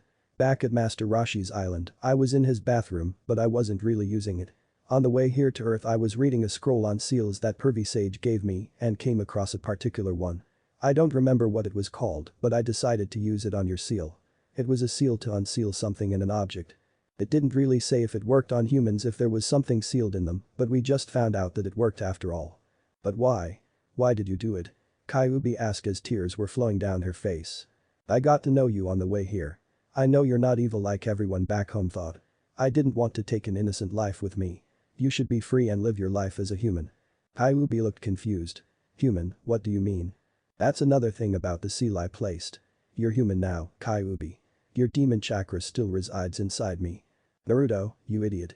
When I was sealed inside you, I was supposed to die with you. Well, now you won't have to. You're free now and you should live your life to the fullest. To tell you the truth, I wasn't planning on dying just yet, he chuckled. His eyes then closed as the life left in him vanished. Kyuubi leaned against his body and cried. Hey, Krillin, Goku said. Yes, Goku. I want you to take care of Gohan for me. Yeah, you got it. We'll wish you both back with the Dragon Balls. They'll see Yaoga soon, and with those last few words, Goku joined Naruto in the afterlife. Back at the planet, the three Saiyans were currently resting. They reached their space pods. Once we force Kakarot and his friends where the Dragon Balls are, we'll destroy everything inside including them, the shorter male said. And then we can wish Raditz back to life. The female Saiyan said. No, that would be a wasted wish. Someone who could be killed by such weaklings doesn't deserve to live. Besides, I have a far more greater plan in mind. How does the thought of eternal life sound to you? What, living forever? The bald Saiyan asked. I like the sound of that. Yeah, and if we can't die then nobody will be able to defeat us, he said as they all got into their space pods. Yes indeed, and then we can take our rightful place among Saiyan warriors of legend, the smaller male said. You don't mean, said the female getting a little anxious. Yes, we will become Super Saiyans. Now I defiantly like the sound of that. The bold Saiyan said as their space pods closed and launched into the air and leaving the planet's atmosphere. No Naruto. You can't die. You idiot. Kyuubi cried as she beat on the boy's dead body. I'm sorry my dear, but he's gone, Rashi said with a solemn voice. I just can't believe they're both gone, Krillin said. Then suddenly, both their bodies disappeared. But they're gone. Rashi shouted. Piccolo thought for a moment, then smirked. I know. It was Kami. What, Kami? Krillin asked. Yes, the guardian of the earth. You guys should know him. This is defiantly his work. I'm pretty sure he has a special purpose for those two. Although it looks like Goku and Naruto left the land of the living, it would be thanks to Kami, a brand new adventure awaits them in the world beyond. And new threats are on the way as three more powerful Saiyans make their way to Earth. Who will be there to stop them? The countdown begins in the next chapter of Naruto Z. Chapter 6. Bulma was sitting patiently on Rashi's couch waiting for them to get home. Even though she was being patient, she was too worried to move. She hoped Goku and Gohan were okay, but she hoped that Naruto was alright mostly. For some reason she couldn't stop thinking about him. When his face ran through her mind, her face heated up and her heart raced. She couldn't understand why. She had only met him a few hours ago, so how could she be feeling this way? Just then, Rashi's front door opened. Bulma saw Rashi and Krillin walk through the door along with Kyuubi, but her heart stopped when they were the only ones. Where are Goku, Gohan and Naruto? She asked shakily. Their heads lowered. Bulma, Goku and Naruto did fighting Raditz, Rashi said. They then proceeded to tell her how Piccolo took Gohan with him for special training, so he could control a power hidden deep within him, so he could help fight the Saiyans that were on their way to Earth, and that Goku will see his son 1 year from now. Then we should be gathering those Dragon Balls so we can bring back Goku and Naruto-kun as soon as possible. Bulma shouted. Bulma, do you have any idea how long it will take us to? Krillin paused. Wait, where did Naruto become Naruto-kun? Bulma's face turned red. I don't know what you're talking about. She turned around and walked into the kitchen. Well, that was weird. Anyway, how are we going to tell Kai about all this? Krillin asked. Kyuubi thought for a moment, then went into the kitchen after Bulma. She found Bulma sitting at a table facing the wall, and she could hear sniffling. You're crying for Naruto-kun, aren't you? Bulma jumped a little, but calmed down a second later. You're Bulma, right? Bulma wiped the tears away. That's right, and you must be Kyuubi. Kyuubi nodded. I kinda figured. You weren't exactly here when everyone left. And no, I'm not crying over Naruto, I'm crying because one of my best friends is dead. You can't lie to me, Bulma. I can sense your feelings for him, despite you only meeting with him recently. I know, because I too have feelings for Naruto. And I think it's good that there is one other person that loves him. Bulma looked away. But I'm not sure if it is love yet. Then, when we with Naruto back, we'll have to find out, Kyuubi said smiling, which Bulma returned. The check-in station, the place where every soul in every planet in every galaxy, even in different dimension, gather to determine whether they go below, hell, of above, heaven. And so, that's why I've brought both Goku and Naruto here before you. To request that you allow them to travel to King Kai for training to protect planet Earth from the Saiyans, who are to arrive in a year's time, said Kami, who looked like an older version of Piccolo. King Kai, huh? And you're sure these two have what it takes to make it along Snake Way? The bearded red giant in a business suit sitting behind a desk asked. It's a long and dangerous journey. Yes they are, King Yama, Kami assured him. Naruto turned to Kami. Hey, is this where every soul comes? Yes, King Yama is the one who decides where to send souls depending on their record, Kami explained. So that means Naruto pondered on his thought. Excuse me, King Yama, but have you seen a couple of souls by the names Minato Namikaze and Kushina Uzumaki? King Yama pulled out a small book and searched. Let's see. Oh, yes I have Kushina right here. She was your mother I believe. Sweet as can be, she was. Came by here 18 years ago. I sent her above, but I'm afraid I don't have Minato marked down in here. I'm going to have to check a different list. King Yama pulled out a little black book and searched in there. Minato, ah here he is. I'm sorry, but in this list the Shinigami keeps these souls. He has souls to keep things in check down in hell. I'm afraid I can't do much for him. I see, Naruto's head drooped. He was upset that his father was in neither heaven nor hell, but was glad to know that his mother was in heaven, where she should be. It was Goku's turn to speak. Hey, by any chance did a man named Raditz come by here? Goku, you must address him with respect. Kami scolded. Oh yes, Raditz, your brother. What a case, that one. I sent him below. Did he try to fight you? Goku asked. Well, he tried, but I got him into my Yama lock and overpowered him. What, really? You must be really strong. Goku shouted in bewilderment. Forget King Kai, I want to train here. Kami cleared his throat. Yes, well I'm afraid King Yama is far too busy to take on pupils. Kami leaned over and whispered to both Saiyans, besides, King Kai is much stronger than King Yama. King Yama's right eye twitched. Kami, you little slug. I heard you, and I'll remember that when I'm passing sentence on you. Oh, I'm sorry King Yama. He said frantically. I didn't realize your ears were so big I mean good. King Yama sent a glare at Kami, who chuckled nervously. Sorry, Kami bowed. So you want them to train under King Kaveri well then. Kami sighed in relief. Thank you King Yama. Alright you two go wait outside and I'll call an escort for you to Snake Way. Thanks. Both Saiyans said before running by King Yama's desk. Oh, one more thing you two, King Yama said, stopping them. You must be careful not to fall from Snake Way. If you do, I'm afraid that there's no coming back. Yes, don't let Snake Way wear on your minds, Kami threw in. Well, we don't know what to expect, but we'll do our best to reach King Kai, Goku said. Besides, back on my planet you didn't know what to expect on ninja missions. So things are going to more fun in my opinion, Naruto said. Well, I guess we'll see you in about a year Kami, Goku said as they left the room. Everyone was sitting in Rashi's living room. So, one of us is going to have to tell Kai Kai about them, huh, Krillin said. Krillin, I think you should be the one to tell Kai Kai. After all, you and Goku have been friends for a long time, Rashi said. What? Why me? I'd rather die. Kyuubi giggled. I have to say I feel sorry for you, Krillin. I've seen Kai Kai through Naruto's vision and I have to say that she could pass off as a demon when she gets angry. Oh really? Aw man, you guys will come to my funeral won't you? Naruto and Goku were mesmerized by Snake Way. They tried to see if they could see the end, but to no prevail. Wow, so this is Snake Way? Naruto asked. Their guide nodded his head. Yes, but I don't know why they had to put that gigantic snake head there. It gives me the willies every time I see it. It wouldn't really be Snake Way if they didn't add that. It would have no creativity, Naruto thought.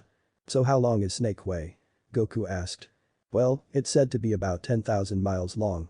What, 10,000 miles? Both Saiyans shouted in disbelief. Has anybody ever made it to the end? Goku asked. King Yama is the only one that has ever made it across. And that was many, many centuries ago, the guide said. Centuries? Man, if I'd known it'd be that long I'd have packed a lunch or something, Goku said. Naruto's sweat dropped. Goku, I think we have more important things to worry about than food. Besides, we're dead how can we even be hungry anymore? Well, I guess even dead people have to eat. I agree, you have a long journey ahead of you. Just make sure you don't fall off Snake Way because there's no coming back if you do, the guide said. Yeah, we've heard, Naruto said. Well good. It sounds like you're ready to get started. Now if you'll excuse me, I need to get back to the check-in station. Oh, can you do one more thing for me? Goku asked. What is it? Do you know a woman named Baba? The old Fortuna teller? Yes, of course. Great, okay, I need you to tell her to let Master Roshi and the others to know not to wish us back with the Dragon Balls for 1 year. And tell her I'll owe her one. Master Roshi no Dragon Balls, 1 year and I'll owe you one, he said as he wrote all that down. Okay, I've got it. Thanks, well we'll see you around. Hold up, Goku. Let's have ourselves a little race to see how far we can get, Naruto said. Alright, that sounds like fun. Okay, ready, said it that Naruto took off, getting him a head start. Hey, that's cheating. Goku yelled as he took off after him. The guide watched in amazement as they flew out of sight. They can fly. Just within a short amount of time, Goku and Naruto already traveled many miles by flight. However, flying also takes energy. Man, I don't have any more energy to fly, Naruto said. He slowed down and descended to the pathway, but he landed too close to the edge and slipped. Crap. He shouted as he quickly grabbed hold of the edge. Naruto. Goku quickly landed and pulled him up. Naruto sighed in relief. Thanks Goku. Maybe we should travel on foot from now on, Goku said. Yeah, that'd be safer. So they started running once they caught their breath. I had no idea Gohan was so strong. What he did against Raditz today was amazing. Goku exclaimed. Yeah, I guess he's a chip off the old block after all, Naruto said. Goku suddenly stopped and analyzed the pathway. Naruto stopped soon after watching Goku with a confused look. Why does it feel like we're getting nowhere? Goku asked. Naruto looked ahead and had to agree. Snake Way was so long, it looked like they didn't make any progress at all. Then a thought came to Goku. Wait, we may not be able to fly, but we can still jump. Naruto turned to Goku. Are you sure? That doesn't sound like a better idea at all. Goku didn't give it a second thought as he leaped into the air and landed safely on a farther part of the path and continued. Naruto sighed and followed Goku's lead. Yeah, alright. We should have thought of this from the start. Goku said, that is until his last jump was a little too far and there was nothing for him to land on except for the yellow clouds. On second thought. Goku tried to stop himself from going any further, but he was so drained he could barely literally the path's edge. But then the cloud separated and shadowy hands emerged and circled around him. Goku. Naruto grabbed Goku's hand and quickly pulled him up. When Goku was out of reach, the shadows retreated and the clouds formed back. Thanks Naruto, that was a little too close for comfort. No problem, but it looks like we really need to keep our feet on the ground. We still have a long way to go. Krillin was standing in front of Goku's home trying to rehearse how to explain to Kai about Goku and Naruto's death and Gohan's kidnapping without the results of him joining them afterward. Okay, how about hey Kai, guess what? Goku and Naruto are dead and well Gohan's been kidnapped again. He said with a nervous chuckle. However he had a lot to be nervous about for the front door opened to reveal his doom. Oh, Krillin, what are you doing here? Krillin tried to speak, but he couldn't get word out in edgewise because he was too scared. Where are Goku and Naruto? Weren't they with you?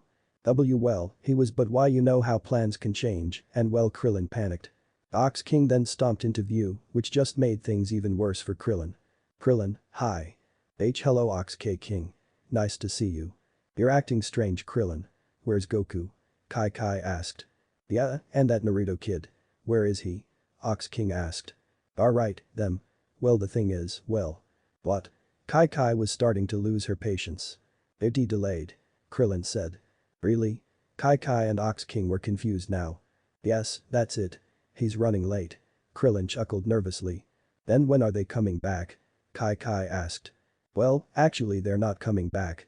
What do you mean they're not coming back? Kai yelled. Krillin was beyond frightened. Well they are, just not right away. What on earth are you talking about, Krillin? Ox King tried calming her down. Now Kai. Why don't you come in Krillin? She's got some good dinner cooking. Actually, I'd rather get the hell out of here. Inside, Krillin and Ox King were sitting at the table while Kai brought them drinks. So Krillin, where is everyone? Kai asked. I called Kame House earlier, but no one answered. Oh, well there's no one on the island. They are probably out on Master Roshi's, boat. Yeah, his boat, Krillin said hysterically. Really? I didn't know Master Roshi had a boat. It's, and new. Well, I hope Goku's having fun because he has some explaining to do. He knows not to have Gohan out this long.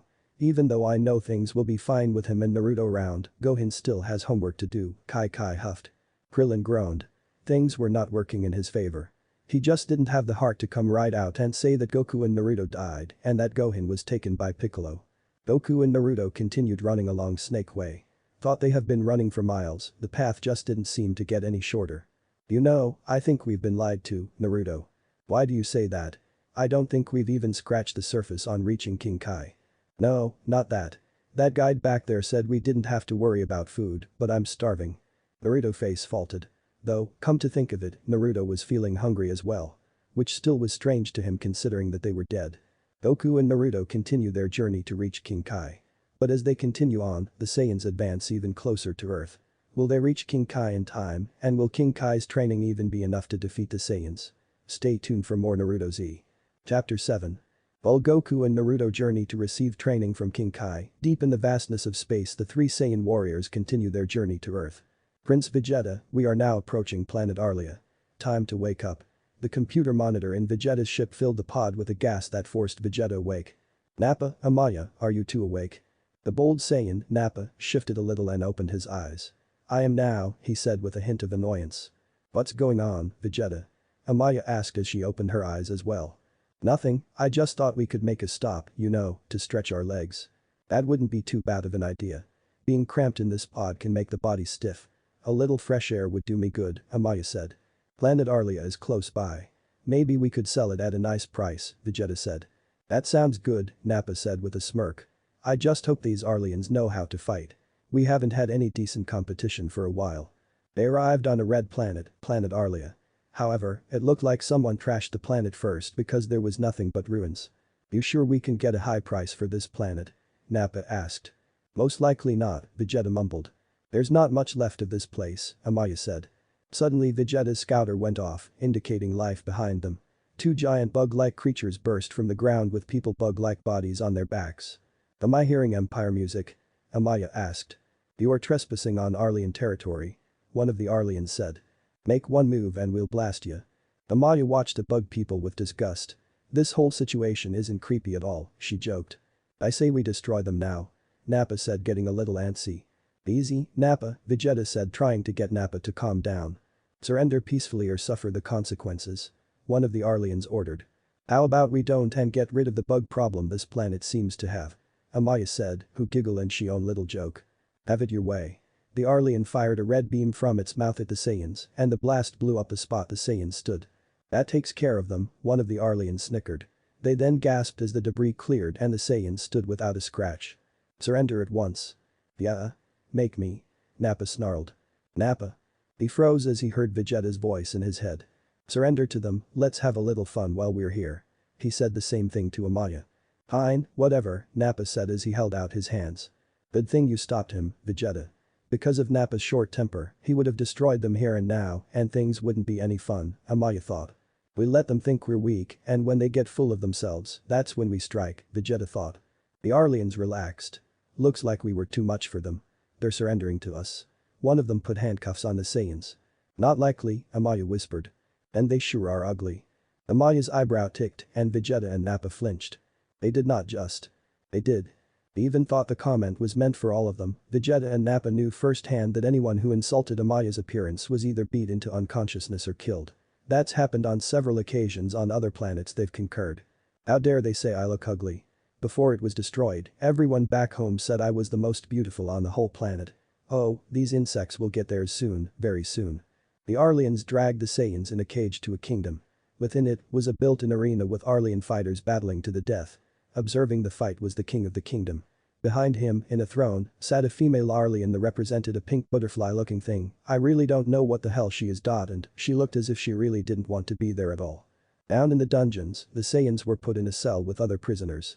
You better be glad the cell isn't infested with rats. The other prisoners ate them all, the Arlian snickered as he slammed the bare door shut. Remind me to get that guy when we get out of here, Nappa said. Beside them, they heard whispering from the other prisoners. An Arlian of a light blue skin, her shell, and wearing a golden ring bracelet, quieted them down to voice his opinion. I'm afraid you visitors came at a bad time. The new king of Arlia is very ruthless. He uses prisoners for his own amusement, he even went as far as to steal my wife Lenlia the day we're to be married, so you can imagine the pain I must feel. Actually, no, not really, Amaya thought. Back at the arena, Lenlia continued to sit and mope. Come on Lenlia, you must eat something, the king said. No, I'm not hungry. Please Lenlia, stop being so stubborn. You need to put the past behind you. You're my queen now. No, there's only one that I will truly love. Their argument was interrupted by a scream of agony from one of Arlian fighters. You lost Gregor. To the pit with you. The king ordered. No, not the pit. Please, I beg of you, not the pit. Since he was injured, he couldn't struggle much to get away. He was then thrown onto a platform, which later opened and he plummeted into its depths. No, please give me another chance. No one could hear his pleas for the platform shut closed. Behind him, he heard low growling sounds. He turned around to see a giant version of the Arlians. The only thing that filled the pit was his screams. The king let out a sigh. I'm suffering from royal boredom. One of his guards walked up to him. Sire, earlier today we captured 3 aliens. Aliens? Why don't you bring them up here? Maybe they can provide entertainment fit for a king. Don't put yourselves out. We're already here. The king and guards saw the Saiyans walk up to them. Why don't they have an armed escort? The king asked. I don't know, sire. No orders were sent to the dungeons. You guards downstairs had a bit of an accident, Amaya said. She made sure to stress the word accident. In the dungeons, guards were scattered everywhere dead or unconscious. The Arlian prisoner who was supposed to be the real king pushed himself up out from under rubble. Now's my chance. I need to get to the king's chambers at once. How dare you? The king shouted. Soon it will be your turn to be in an unfortunate accident. He turned to Lenlia. You might not want to watch this, my dear. Very well, she said. She then turned away. I'll make sure my guards make short work of these disgusting creatures. On the outside Amaya kept her cool. On the inside however. The bastard. I'll make sure to obliterate him and these insects for calling me ugly. I am not ugly. We'll put the big bold one against our champion. We'll save the little one and the female for last. They won't put up much of a fight I'm sure. Especially the female, I might just make her my slave afterward. Okay, now she was fuming on the inside and the outside. I'll kill that son of a bitch. Not only did he just call me ugly and weak, but he says he's going to make me his slave. That's it, they all die. The champion drew his blade. Isel, I'll make you a wealthy man if you can kill all 3 of them. Begin. Isel lunged at them, his sword raised high. Amaya stuck out her hand and blasted him with an energy blast, completely obliterating him. Well, I guess that make you the champion, Amaya, Nappa said. Amaya's response was to give Nappa a scowl, which he flinched at. Not bad, but 10 of my finest warriors have mastered techniques using energy just like you, the king said. Really, that's interesting. We'd like to fight them, Vegeta said. No. Vegeta turned towards Amaya. You and Nappa will not interfere. I'm going to be the one who destroys these pathetic insects, she said. Nappa started to sweat a bit. I think we should listen to her, Vegeta. I agree completely. Fine, have it your way. Guards, attack. The king commanded. The king's guards surrounded Amaya. Vegeta and Nappa decided to watch from the sidelines. Before the king could give further orders, Amaya's body tensed and generated electricity. Then the pressure in the arena intensified and with a yell, the entire arena met with a massive explosion. After a few minutes, the debris cleared and everything in the center of the arena was in ruin, except for the spot Amaya stood. The king pushed rubble off of himself. Quickly, release Yeti, release Yeti. The platform from earlier opened and the ground began to shake. The giant Arlian creature rose from its depths and let out a low growl. Yeti, attack and destroy that alien creature. She's bad, very bad. The king shouted in panic. The beast charged at Amaya, but she was simply too fast for the giant to catch or crush.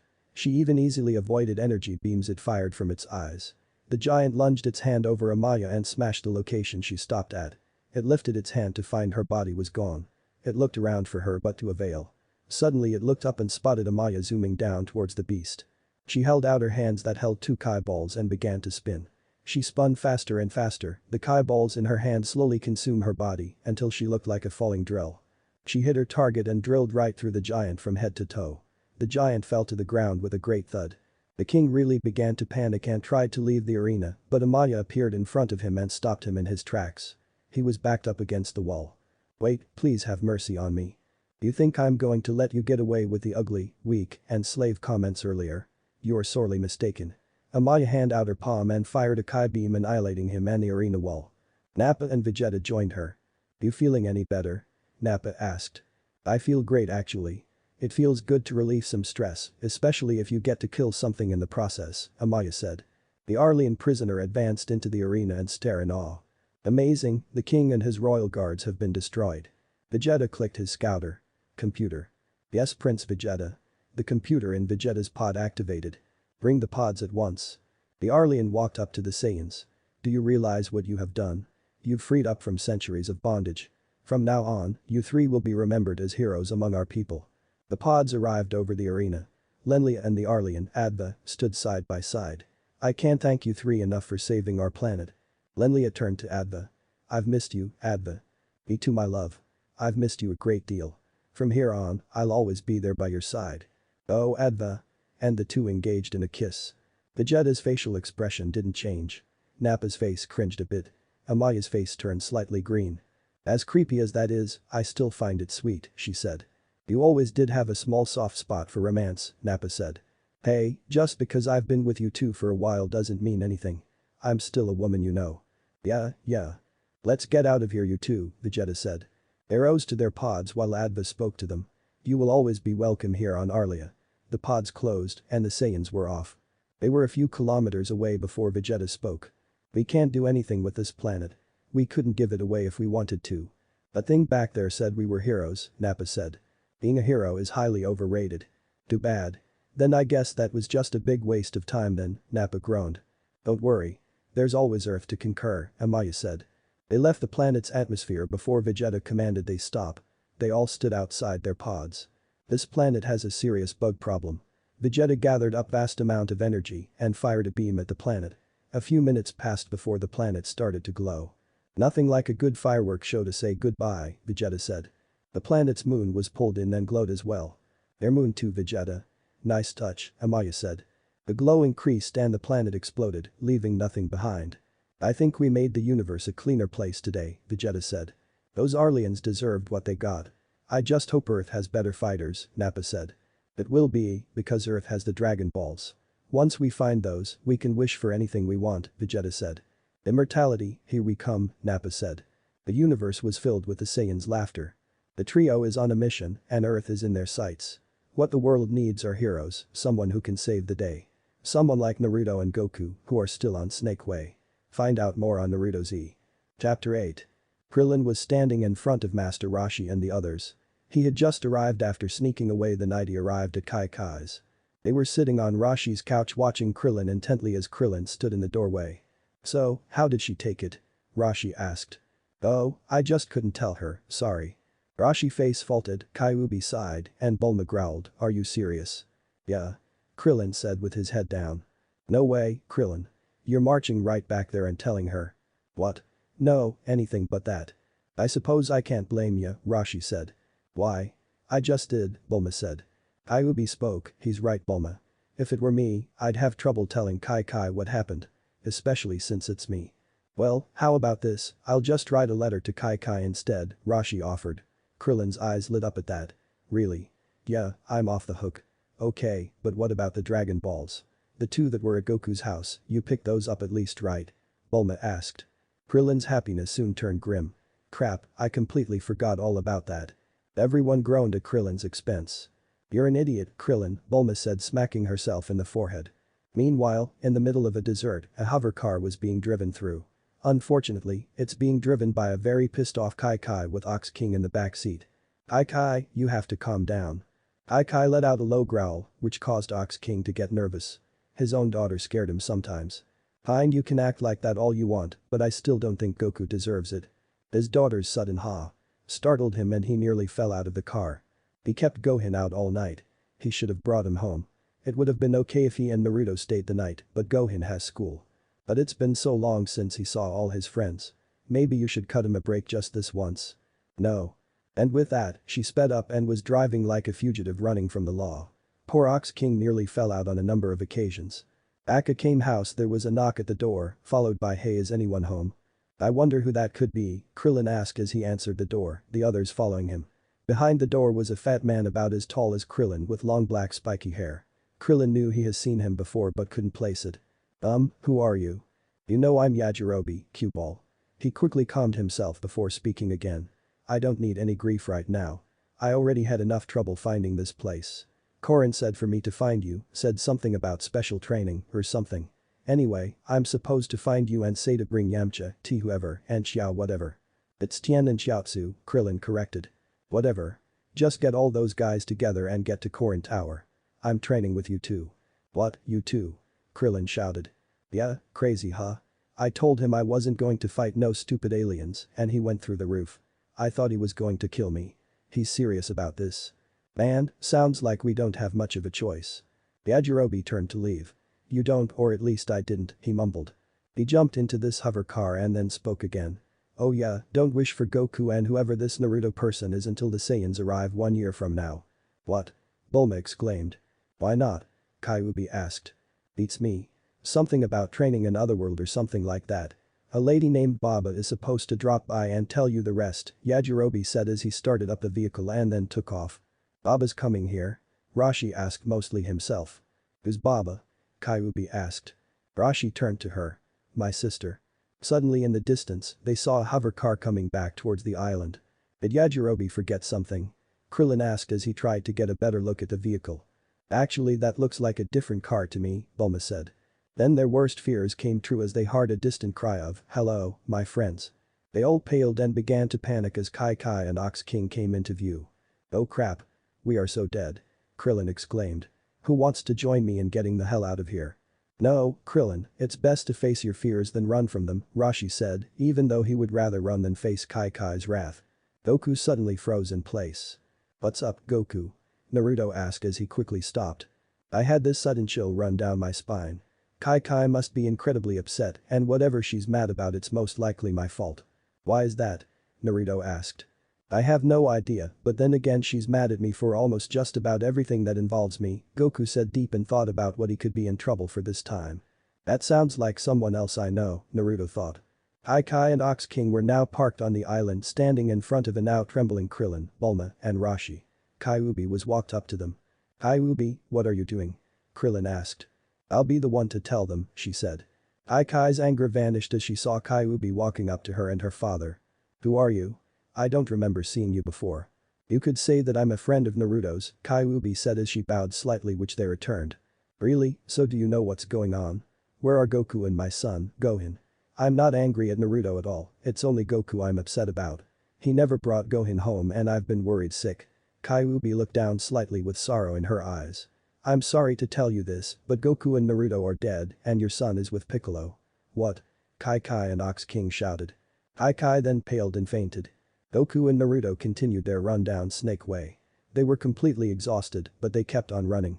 Naruto figured that if Lee and Guy were there, they'd be enjoying themselves. No amount of training could have prepared Naruto for this. Man, how much of this path is there?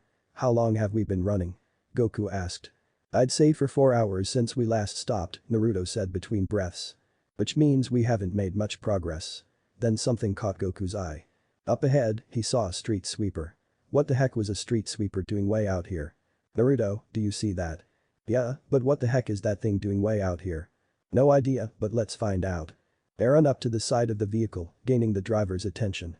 Hey, what are you doing out here? Goku asked. What does it look like I'm doing? I'm cleaning Snake Way, the driver said. Really? We're on our way to King Kai's place, Naruto said. Are you serious? Well, for your feet's sake I hope you brought a second pair of shoes with you. Why? Is it really far from here? Goku asked. That all depends on you, but if I had to say I'd say, from here you're only a quarter of the way there. What, only a quarter of the way? Then we really haven't made that much progress at all, Goku said as he began to slow down, Naruto following suit. The driver cut the gas and poked his head out. Are you sure you two are going to make it? Yeah, we just need to catch our breath, Naruto said. The driver thought for a moment before speaking again. Hey, why don't I give you two a lift until we're halfway there? Really? You mean it? Naruto asked enthusiastically. Sure, hop on the back. Thanks, you're a lifesaver. Naruto said while they hopped onto the hood and back of the sweeper. A while later, Naruto and Goku were passed out in Dreamland. The driver was coming to a swerve in on the path and while he was turning he hit a bump in the road and sent a jolt through the vehicle.